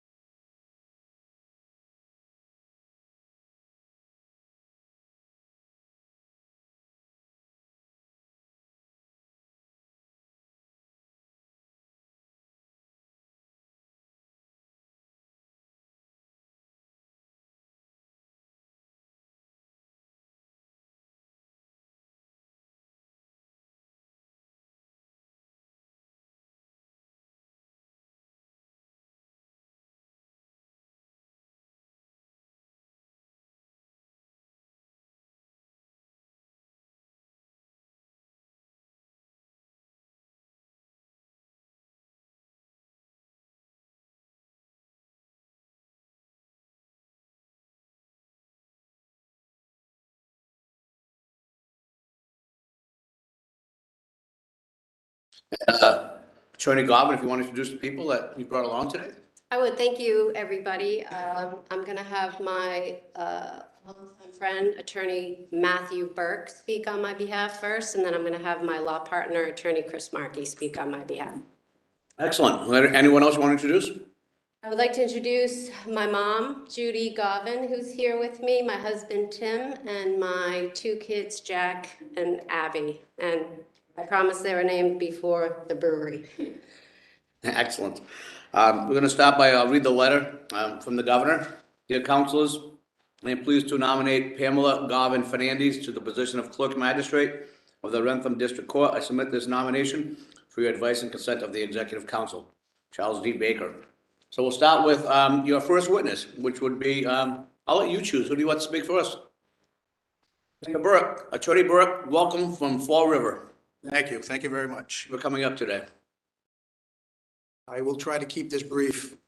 Good morning, members of the council. My name is Matthew Burke. Thank you for your testimony. Nomination approved. It's my privilege to be here speaking on behalf of my good friend, Pamela Gauvin-Fernandes. I've known Pam for over 25 years. Her 2 kids, Jack and Abby, are friends with my 3 kids. Her husband, Tim, I've been friends with for over 35 to 40 years. I've had the pleasure of working with Pam side by side as a prosecutor, first in Bristol County in the mid-90s for about 3 or 4 years. Mr. Markey was a DA with us. Then as a defense attorney for about 15 to 16 years as members of the Bristol County Bar Advocate Program. During this period, I was able to observe her handle thousands of criminal cases ranging from bail hearings to jury trials. She's been a full-time practicing attorney since 1994. There was a 7-month period from February 5th, 2013 till about September 2013 where she took a leave. She had to take a leave of practice, leave of absence from the practice of law to have her 2 lungs removed. Replaced with better lungs. Somehow in September 2013, she was able to return to the practice of law, has been practicing ever since. I see her 2-3 times a week in court, district court, juvenile court, superior court. I feel this background is important because based on my experience as an attorney for 27 years, I would respectfully suggest to this council that a magistrate must possess 2 required and necessary skills in order to be effective and productive. The first skill, he or she must have knowledge of the law, a firm grasp of the law. Pam has handled over 100 criminal trials, thousands of criminal cases. Based on my observations during the past 25 years, watching her handle cases in juvenile court, district court, and superior court, I can tell you that she is certainly proficient in the rules of evidence, criminal law, and criminal procedure. Second skill, respectfully, that I would suggest that a magistrate must have, this is the most important skill, is above all else, they must have empathy and compassion. Let's face it, when you go to a clerk's office, when you go to the clerk's office in Wrentham District Court, if she's able to obtain this nomination, people on the other side of that counter are going to be upset, stressed, confused, angry, or all the above. They may be there for a speeding ticket.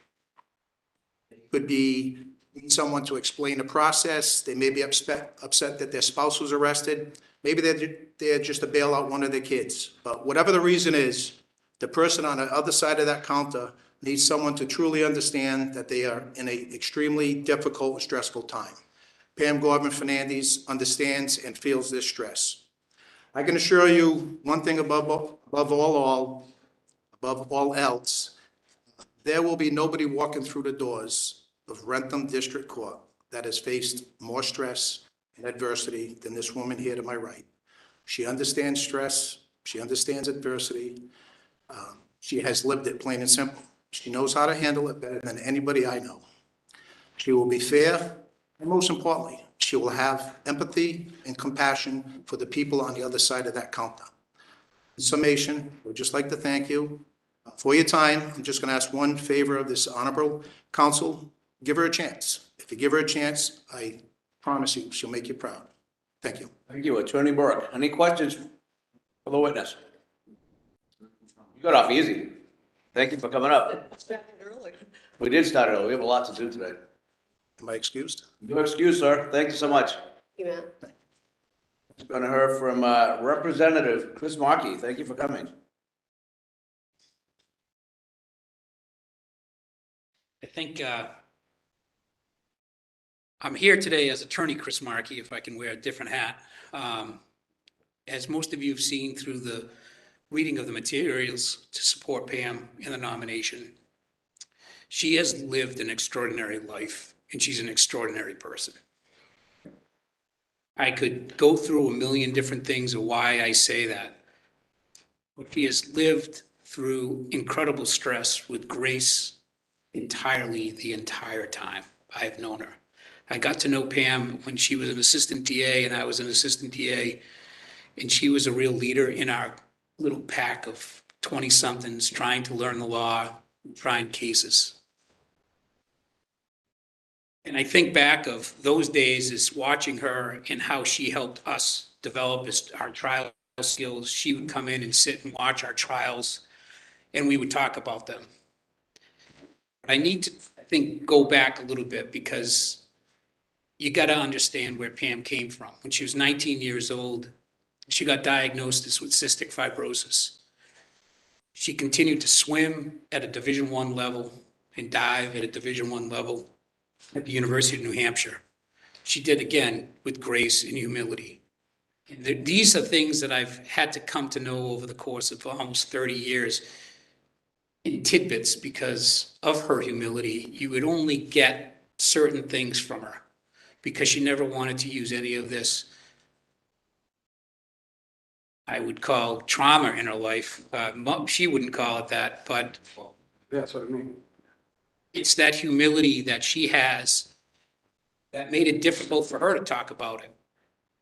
But I think back, and this is what you should think about. She's a woman who got married, decided to have children with cystic fibrosis, knowing her lungs may not be able to survive a pregnancy, may not be able to get through her life beyond 30, beyond 35 is another challenge, then to 40. And she did that understanding the difficulty she was going to have. She raised two unbelievable kids who I have got to see grow, who are highly intelligent, highly motivated, highly disciplined because of Pam and Tim. And you get those tidbits of information. You hear about this. How in the morning when she got up, she needed some time to figure out if she could get enough energy to take a shower. Then pack up her stuff for the day to go downstairs because she didn't have enough energy to go up and down the stairs to make a bed, to fetch a sweater. And then you look at her in December of 2012 when she was on the transplant list and she never gave up and she tried a case with oxygen by her side, her husband bringing her oxygen when she needed it. Those are the things that I would say are probably the most important things to have as a clerk magistrate, which is discipline, and having the people below you disciplined and organized and well thought out plans to be able to deal with the difficulties that Mr. Burke talked about with individuals coming before the court and before the magistrate's office. The other side of it is you got to look at it and say, okay, well, is Pam capable of doing this? The one thing I can tell you about why Pam is capable of knowing the law and doing this is her first job after leaving the DA's office, she was recruited by the single best lawyer in Fall River, J. Clerk. He sought her out because he saw the talent she had, the focus she had, the compassion she had, the empathy she had for people, and the fact that everybody in the courthouse, the clerk staff, the probation staff, the judges, that's why a guy like Jay Clark, who has the wisdom that he has, saw the integrity that Pam had and hired her right out of the DA's office. I've seen all these things, these great characteristics of Pam. And then on a daily basis as my law partner, she is way more organized, way more disciplined, and a great advisor for many, many things in my life, both publicly and privately. There is no better person that I know of who is more qualified to become a clerk magistrate than Pam. Absolutely no one. The extraordinary life she has had has given you the extraordinary opportunity to nominate her and approve her nomination for clerk magistrate. I'm happy to take any questions. Councilor Juvenville. Thank you for that, and thank you for appearing as a witness, and thank you for what you've done for the Governor's Council. I'll never forget that. Thank you very much. Thank you. Councilor? That's what I was going to say. You've been a big supporter of this council over the years. Sometimes we don't have a lot of supporters, but you've been a big one, and I appreciate it. And when you go back to the legislature, tell your colleagues we're doing 7 hearings the day before Thanksgiving. Yeah. See you in January. Thank you for coming up. Thank you so much. Appreciate it. Any other witnesses for or against the nominee? All right, we're going to hear from you. All right, thank you. First, I would like to thank Governor Baker and Lieutenant Governor Polito for meeting with me and their confidence in my qualifications to take over the helm of the clerk's office at the Wrentham District Court. Thank you to Attorney Bob Ross for his unwavering enthusiasm for his role in this process and his kind demeanor and ability to settle my nerves. And to Emily Gauthier and Valerie McCarthy, who were so helpful to me along the way. Thank you to Councilor Joe Ferreira and each and every one of you for taking the time to review and consider my application and speak with me before today when possible. I understand it's a very busy time of the year, and I hope I get to speak with you between now and next week if I can. Lastly, I want to thank Paul Dacier and the JNC, Martin Healy and the Joint Bar, and all those friends and colleagues who were contacted through my due diligence for their kind words and support. I want to thank my family for always being there for me. My husband, Tim, my mom, Judy, and my children, Jack and Abby. Jack is a rising sophomore and an economics major at Providence College. And his twin sister, Abby, is a biology major and a sophomore at Wheaton College, where she's also killing it on the basketball team. I read about that. When I look at them, I'm reminded that your greatest contribution to the universe may not be something you do, but someone you raise. I was born and raised in New Hampshire, but for the last 30 years, I have called Bristol County on the south coast of Massachusetts my home. My connection to Bristol County started at a young age. My parents, grandparents, and great-grandparents were all from New Bedford, Massachusetts. I'm the youngest of 4 children, and throughout my childhood, we spent every holiday in New Bedford at my grandparents' house with my 13 cousins, my 6 aunts and uncles, and frankly, anybody else who needed a place to celebrate or have a meal. I did graduate from Nashua High School in 1986. Unfortunately, my parents separated when I was in high school, and my mom was suddenly a single mom after 25 years. Money was extremely tight, but my mom was bound and determined to give me the chance to attend college, and she worked 3 jobs to get me through school. She worked in the local hospital in the billing office. She worked in the evenings at the YMCA where I swam on the swim team, and she also did cleaning for a close family friend.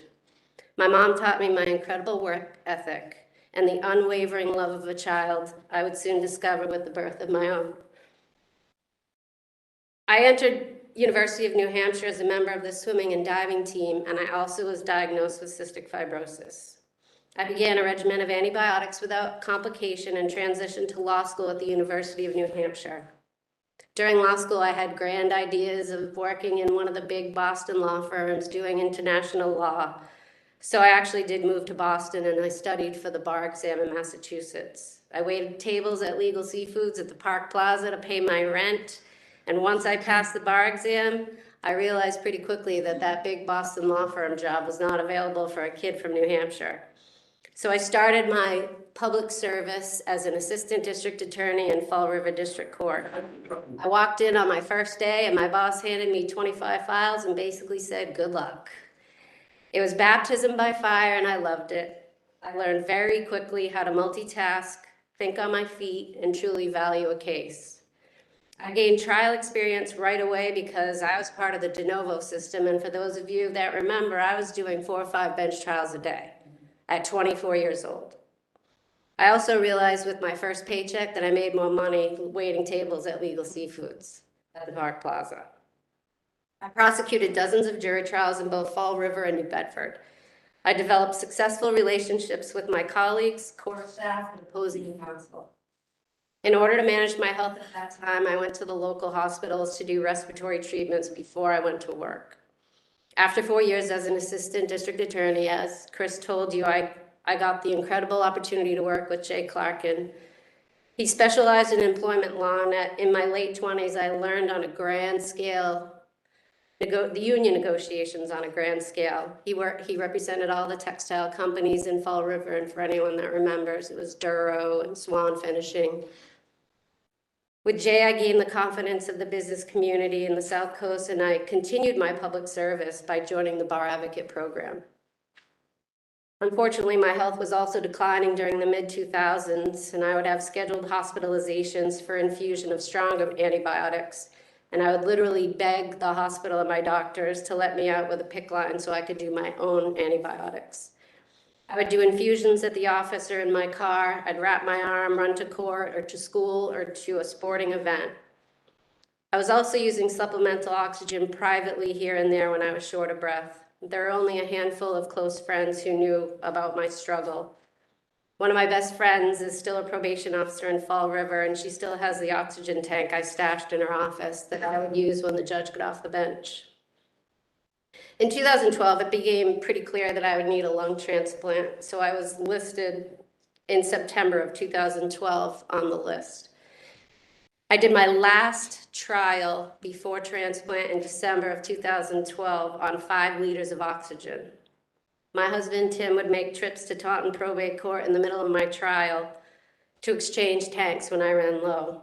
My client in that trial, which is one of my most memorable trials, obviously, was a gentleman by the name of John Kane. He's from Somerset, Massachusetts. He was a fighter pilot who served on the attack carrier Ticonderoga in Vietnam. He was shot down in enemy territory. He was rescued from the ocean, and he went back to fly another 115 missions on a second tour. After the trial, he gave me the sword he was awarded out of mutual respect, and we remain friends today. On February 5th of 2013, I did receive a bilateral transplant. And aside from taking 5 months off after my children were born in 2003, my recovery from lung transplant is the only gap in my resume that you will see. Prior to transplant, I managed a household, a law practice, and a very demanding critical illness, and most of my colleagues and core personnel had no idea. I wanted to be a role model for my kids. I wanted to keep helping people through my public service as a bar advocate, and I wanted to make my parents proud along the way. After recovering from my surgery in September of 2013, I joined my partner, Chris Markey, in opening a law firm. I continue now to provide public service as a bar advocate. I handle care and protections in the juvenile court as well. I've been able to expand my public service into teaching trial practice at the University of Massachusetts Law School, which is the only public law school in Massachusetts.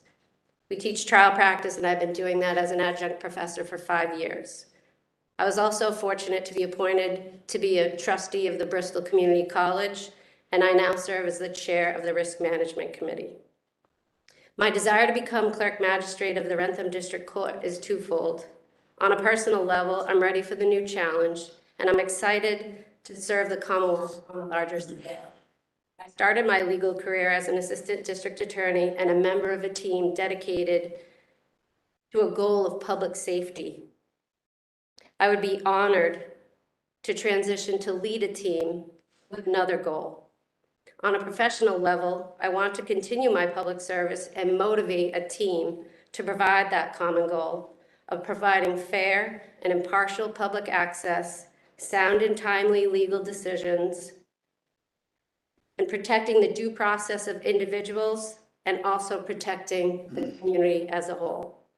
If I am fortunate enough to gain your votes, I promise to lead by example with my strong work ethic and continue to make Wrentham District Court one of the best courts in the Commonwealth.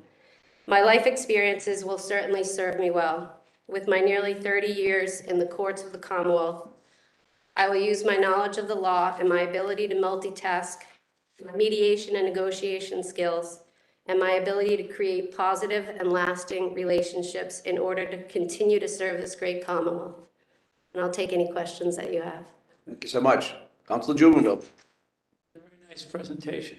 I think you are eminently qualified for this position by your experience in the court system and your life experience. Thank you. I think the people that come to the Wrentham District Court, the citizens of the Commonwealth, are going to be well served by having you in that position, and we're going to vote for you next week. Thank you. Thank you. Councilor Devaney. Nice to see you again. Nice to see you too. For the time that we spent. I did too. I did as well. You know, you are the only person in my 23 years that's come with the background you have. When I think of what you went through with cystic fibrosis and didn't know what it was, right? And you are such a role model for people to donate organs, and also for the people who have cystic fibrosis. I would never believe that someone with that could do what you did, to swim and do all of that. It's amazing. And to continue, you know, being a lawyer and doing all the things you've done, you certainly have the years. And unfortunately, I've seen people go to a judgeship that have half of the qualifications you have. And but I'm only one vote. So I do want to talk about some of your cases, and they are. What comes to mind when you look back at your cases? What'll always be with you that was the most rewarding for you? Well, I think, you know, clearly one of my most memorable trials was the trial I did when I was using oxygen for, you know, a variety of reasons. And the cases that come to mind for me are the cases where I helped someone. And one of my most memorable cases was sad, but I really felt like I helped a family get answers that they were looking for, and it's in my application. Chris and I represented a family who lost a son to suicide. He was at a treatment facility in Vermont, so we had to get admitted to Vermont Federal Court, Pro Hoc Vice, and the young man died in a treatment facility where it was supposed to be a locked treatment facility, and they were supposed to be taking care of him. And after a week of a clear clinical decline, they let him go out and go for a walk. Unfortunately, he ended his life in Vermont. And his family was not looking for money. His family was looking for answers as to what happened out there, because obviously once he passed away, the facility basically stopped communicating with the family, probably because they were worried about a lawsuit. And we ended up going through the entire discovery process, depositions, expert witnesses, and in the end, we were able to get the answers that that family was looking for. And I feel like that is one of my most memorable cases. It was sad, but the family was grateful for all of the work that we did. Tell me, what was the date of your application? Do you remember? I think it was June of 2019, if I'm not mistaken. June, was it? 2022, I'm sorry. So this is the first time, June 2022? I had applied in 2019 as well. Yeah. So June 2022. Okay. You know, when I look at your resume, and I think of someone that the council just voted for, someone who was one of 13 assistant solicitors in a city hall. and he was denied to be a clerk magistrate. 2 years later, he went back to the same J&C, and they made him a judge. And he had no court experience, no criminal experience or anything. And I look at your resume, you handled thousands of criminal cases in the district court. Handled in excess of 75 jury trials, handled probation, visitation, hearings on a weekly basis, appeared before the Registry of Motor Vehicles, Appeal Board, appeared before the various local boards, licensing, zoning. You handled numerous matters in the probate and family court, including divorce, estates, and child custody hearings. And you're going to be a clerk magistrate, and that person who has no experience in court is a judge now. To me, I only have one vote. My vote doesn't count here, unfortunately. And it was such a pleasure to meet with you.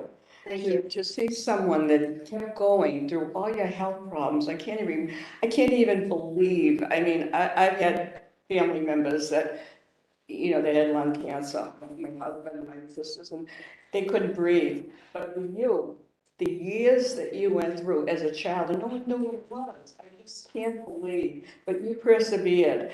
But you should be a judge.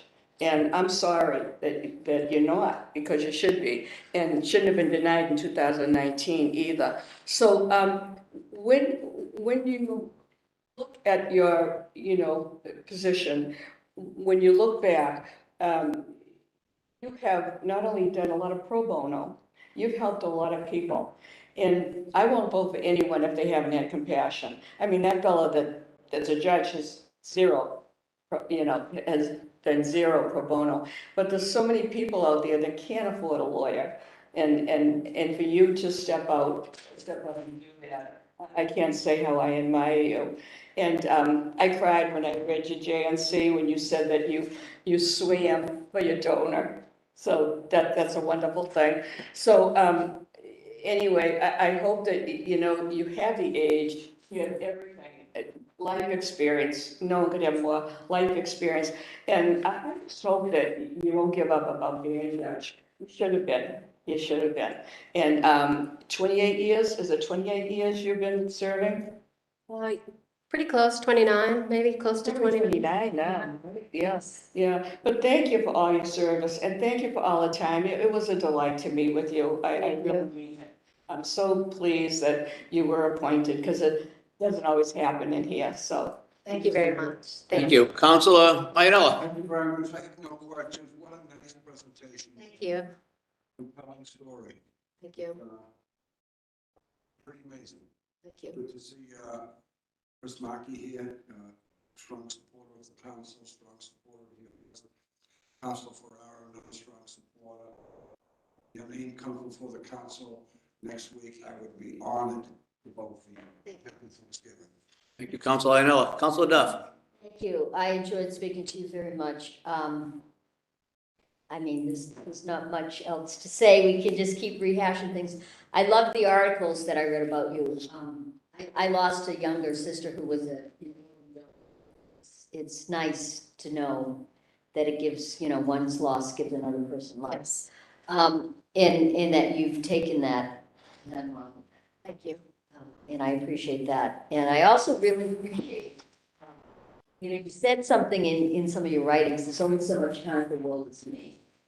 And I always say, everyone earns their 15 seconds of woe is me. And after that, get on with that. You know, that's just how I operate. There's nothing worse than hearing people moan and groan about their woes and how terrible life is to them when someone like you has really faced tremendous challenges. The fact that you were swimming and diving in college with this diagnosis is literally stunning to me. I was a college athlete. I don't think on that level that you were, but I literally can't imagine. It must be a phenomenal athlete. Well, I think that I swam. Kids are like, yeah, I mean, that's literally crazy. It's crazy. Swimming saved my life. I swam all my life, and I think that it saved my life in the end because my lungs were pretty strong as they could. Yes, strong as they could be. It's your movie. I'm serious. It's a phenomenal. Some dark parts of that movie. I think my family would agree. It's a bestseller, right? No, but thank you so much for your application. You're gonna bring a great depth to us and to our courts, and it's, the other thing you said in your application that I very much liked is that you'd like to continue teaching. Yes. And I think that's so important. It's fabulous that we have a public law school in Massachusetts, finally. And I think it's really important. And what you said about why you want to teach is also, it ain't for the money. Oh, it's not.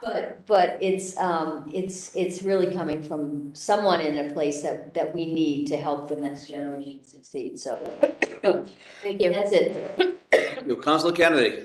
Home run. There's nothing to talk about in terms of that. I already know you, and we've had many conversations over the years. It's you're a terrific clerk magistrate. The Wrentham Court is just like a great place, and for the people that work down there, I get down there occasionally. It's a family, and you're walking into a family situation. Trust me, they'll be accepting you. I was down there last week. They were still crying about Michelle Kelly leaving. But the Judge Kelly leaving. But I did call her up and told her that we brought up her name and nobody cared. Judge Kelly was training in New Bedford last week, and I went in the afternoon and I asked if I could speak with her, and she actually spoke with me for about 45 minutes in the lobby. Leslie Hazelton reached out to me. Judge Kelly said she is irreplaceable. So they've already really been very kind to me, and I know I have big shoes to fill, and Judge Kelly's been phenomenal to me. They will welcome you with open arms. Great presiding there. It's going to be a great court for you. And there's nothing more to say about your qualifications. Supporting you. Thank you. Thank you. Thank you, Councilor Kennedy. Councilor Hurley. Yes, thank you. It's a pleasure to see you again or talk to you again. I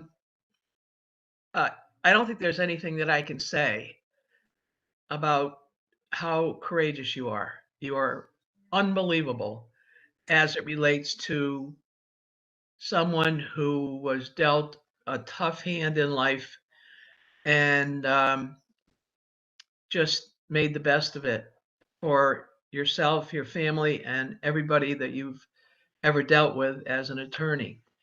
So I guess there are people out there who can say, oh, poor me, I've got arthritis in my baby finger. And then there's people like you who take on the world. I can't tell you how impressed I was when we talked. And I just think that you've got the kind of can-do attitude that's going to make a difference in people's lives as the clerk of a busy district court. So I congratulate you, and I very much admire your courage. So I'll be voting for you next week. Thank you. Thank you, Judge Hurley. Councilor Hurley. So now it's down to me. That's it. It was easy, right? You have a great resume. You have great witnesses. You're going to make a great clerk. Thank you. I'm going to leave this. I'm going to let everyone go prepare for Thanksgiving. So happy Thanksgiving. Thank you very much. Congratulations. Thank you, everybody.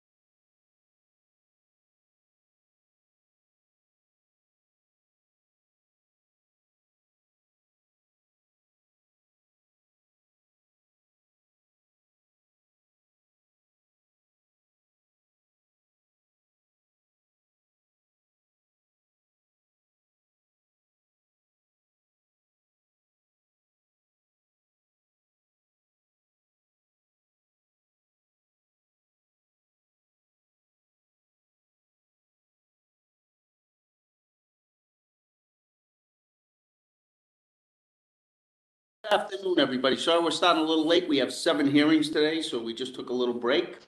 I'm going to start by reading a letter from the governor dated November 16, 2022. It says, "Dear councilors, I'm pleased to nominate Joseph M. Spinelli for reappointment to the Industrial Action Board as Administrative Judge to a 6-year term which will expire on January 4, 2029.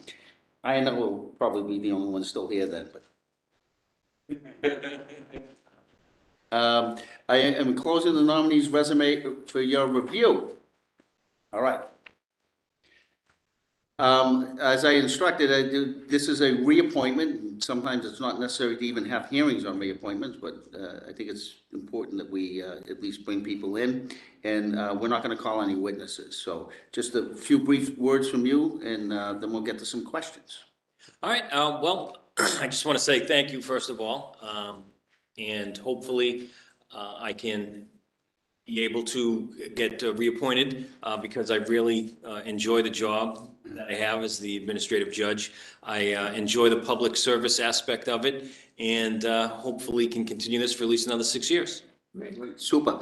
Would you like to introduce anybody you have here? Or all right, never mind. I'll just acknowledge that Chief Justice Hernandez is here. Omar Hernandez, probably one of the best public servants that we have in the Commonwealth of Massachusetts, who does a great job down there. Okay, so the first one I would call on is Paul DiPaolo, if he's on the line. Is Councilor DiPaolo on the line? You're up, Paul, if you're there. Okay, so we'll get back to him if we're having some trouble with that. Councilor Hurley, are you on the line? Yes, I am. The floor is yours. Thank you. I don't really have any questions. We spoke, and it's a reappointment. The fact that there's no one here in opposition speaks volumes. He's been doing a good job. I'm with the firm of Pellegrini, Seeley, Ryan, and Blakesley in Springfield, and they basically have said yes to the reappointment of these folks as being good, qualified people who do a good job for workers. Thank you, Councilor Hurley. Councilor Ferrara. I have no questions. You got the overwhelming support of Attorney Flaherty here, Mike Occasion, Bill Nealon call me. You do an outstanding job, great reputation. You have my vote. Mike will call me as well. Councilor Ferrara. Thank you. Again, Councilor Ferrara, I'm sorry, Councilor Juneville. Thank you for thanking the council. You should particularly thank Councilor Iannella. He's a big fan of yours, so you get my vote because of that. Thank you. Councilor Devan. Congratulations. Thank you. It's nice to be here. You know, you have a great background.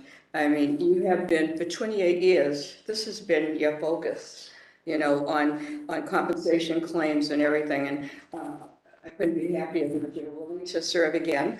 Tell me how this one term has been, how it's changed through the pandemic and everything. How's it?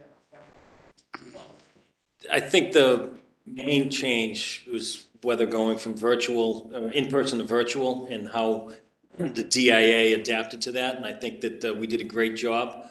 I don't think we missed a beat. The virtual conferences have gone along great. And I think that it's going to continue that way, and everything's going well.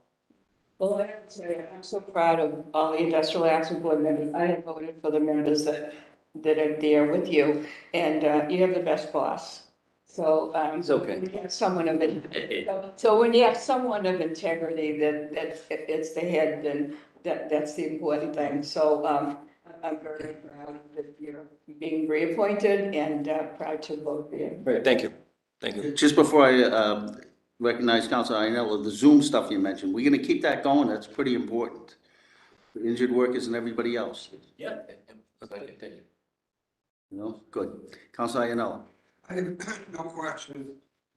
All 4 of you who could come before us today, all of them, super reappointed. Just because it's a reappointment, that's not an automatic, because sometimes we get reappointments and we get complaints. And as you know, not every reappointment goes through.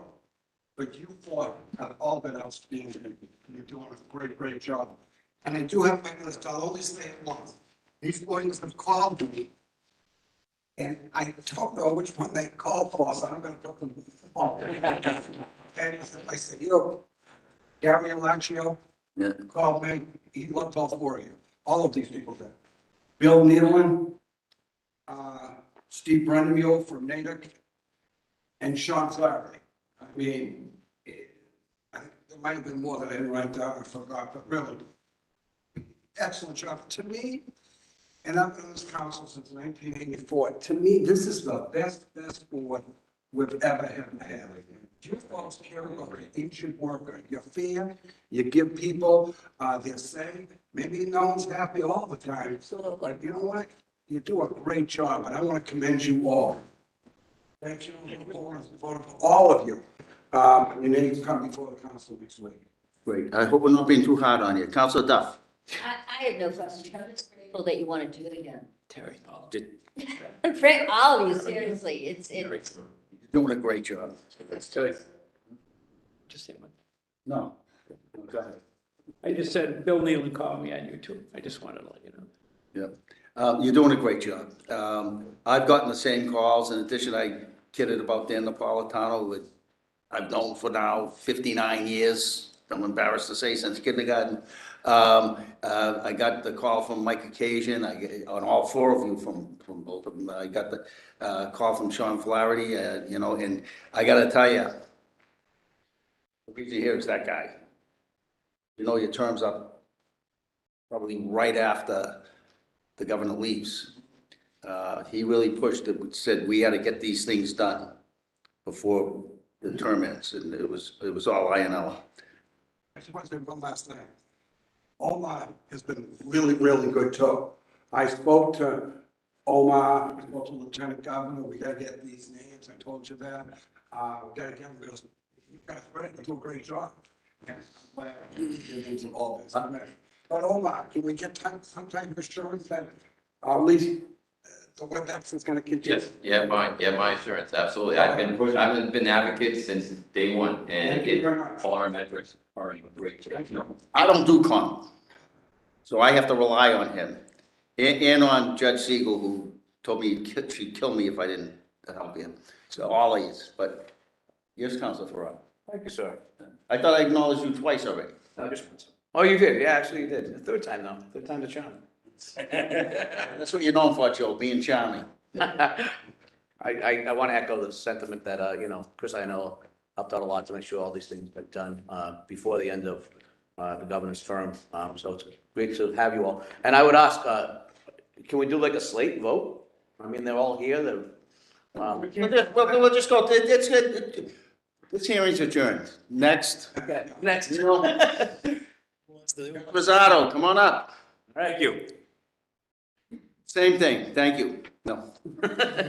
You can waive your opening. Okay, I'm gonna read a letter from the governor dated November 16, 2022. I'm pleased to nominate Nikoska Rosado for reappointment to the Industrial Accident Board as an administrative judge. We don't call it that anymore, do we? The Industrial Accident Board? It's the Division of Industrial Accident. We gotta fix, the governor's gotta fix their letters. I'm gonna have to talk to Maura Healy about that. The Division of Industrial Accident. Chairman, do you think we should report all the nominations so they get the letters correctly? Exactly. It's just us old guys that remember it as the board. But for a term which will expire February 6, 2029, I submit this nomination for the advice and consent of the Executive Council pursuant to Massachusetts General Laws 23E, Section 4. What would you like to say? That's enough. I return it. We're on a roll, don't ever. Match victory. Who's, next questions? Who's questioning first? Who's questioning first? Who's questioning what? Let's go around the room. I have no questions. No questions? No questions. No questions. Any questions? Councilor Devaney? I wanted to hear a presentation from. She just did, but she'd like to, you can make it in the form of a question. Congratulations, and thank you for serving. What you have proved that you can represent insurance companies, and you can you can represent clients and be fair and impartial. And that's a wonderful thing. Because people always question that, but you're a role model in that. I appreciate it. I have to tell you, I have to say this. You're BC, okay? I have my daughter, son-in-law, my son, and 2 grandkids, BC. So glad to see we got a BC person up there. But thank you for all you do. You're doing a great job, and you're with a great board, great boss. I couldn't be more pleased. It's so nice to vote yes, really. Thank you. Councilor Iannella. I'm BC as well as my son and my daughter. We're all big BC, and I'm going to be at the football game Saturday. Right. Syracuse there. It's already heard what I said. Councilor Duff. Councilor Hurley. Yes. Hi. We spoke again, Sean Flaherty and the people from Pellegrini, Sealy, Ryan, and Blakesley all agree that you are wonderful and that you should be reappointed. So with that said, I'll be voting for you. Thank you. Thank you. Councilor Paulo, you were on the line. He's not there, okay. And I have no questions, so we're going to adjourn this hearing. I have some bad news for everybody. I'm done chairing hearings. We're going to get a downgrade. Adam, I see it. Thank you. Lauren? Yes?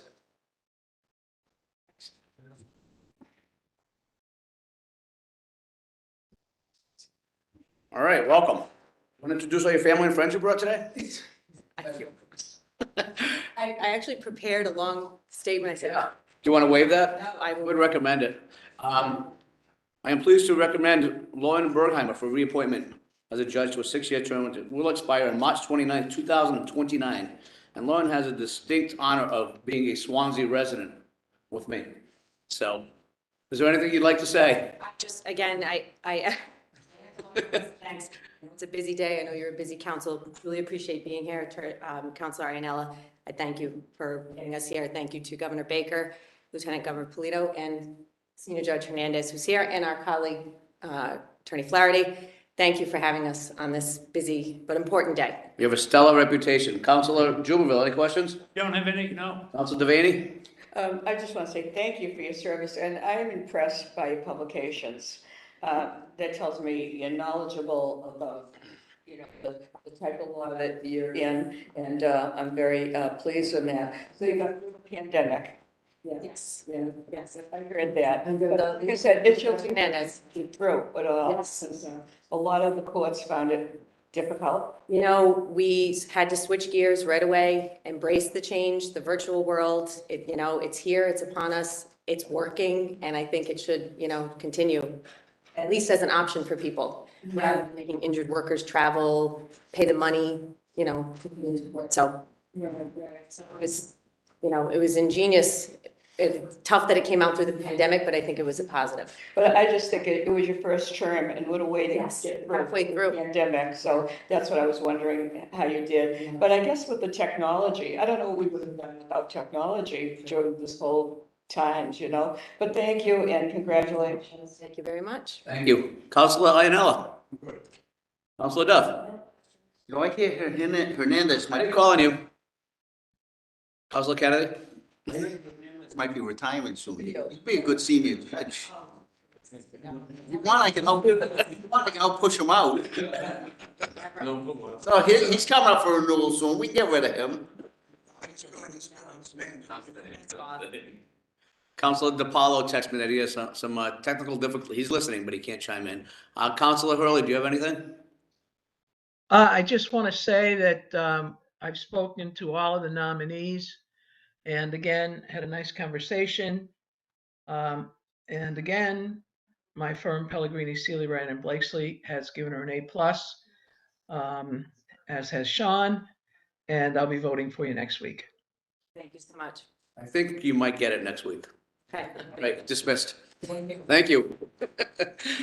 Next. Judge O'Neill, welcome. Thank you. A letter from the governor. I am pleased to nominate Marguerite O'Neill for reappointment to the Industrial Accident Board for term that will expire March 29th, 2029. Welcome. Thank you. You have anything to say? Just thank you. Thank you to the governor, Lieutenant Governor, Councilor Iannella, Councilor Ferrera, all the councilors here, senior judge, everybody that led me to be here today. I love my job and I'm grateful for the chance to do it. You have a great reputation as well. Councilor Jubenville. Just thank Councilor Iannella. All of you thank Councilor Iannella. Councilor Devaney. I couldn't be happier, honestly, that you're reappointed and all your, your colleagues are. This is not very professional, but I have to say, when I know you go by Peggy, and all I could think of was when I was a little girl, I remember my mother singing, "That's Peggy O'Neill." Oh, yeah. And that song. Song. Yeah, but. Before my time, but yeah. But really, I'm just so impressed that you got through your first term through the pandemic, and everybody worked so well, and so cohesive. This whole group, with the great leader, and that's what it is. It's the leader that shows you. And you all have respect for each other and respect for the people that come in. I couldn't be happier and to vote for you and all of them. And I have to say that I had the honor of presiding way back, I don't know, 23, I don't know, with your boss. So I know him very well, and I'm so proud of the work he does too. So thank you all for what you do, and I wish you all a very happy Thanksgiving. Thank you. Dean? No questions again. Another great appointment. Thank you. Councilor Duff. Grateful you want to do it again. Thank you, Councilor. Councilor Kennedy? I just want to reiterate that I know what made this happen. You know how things go when a new governor comes in. You don't know who's going to be there and not be there. And folks that are coming up would not necessarily get reappointed for reasons that have nothing to do with qualifications. And all you folks are getting in there, and you're getting in early, and you're going to be there for another term, and you all deserve it. One of the things that happens in the job we have is when things go wrong, we hear complaints. We don't hear any about anybody, welcome our occasionally. That's from judges. But no, everybody's doing a great job there. I'll be voting for it. Thank you. Anyone bring any packets of butter back from lunch? We're gonna have to grease Chris Ianella's head to get him out of the door, I think.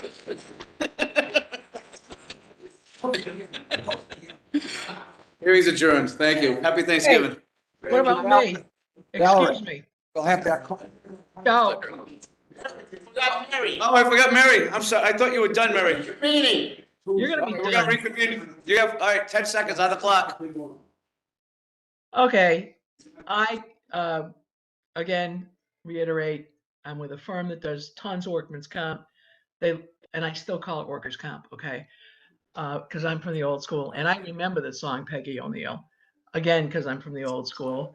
I'm gonna vote for you next week. To all my fellow counselors and to all the participants here today, everybody have a happy Thanksgiving. I am now going out to do my Thanksgiving Day shopping. Happy Thanksgiving, everybody. Beware. Happy Thanksgiving. Thank you. Hey.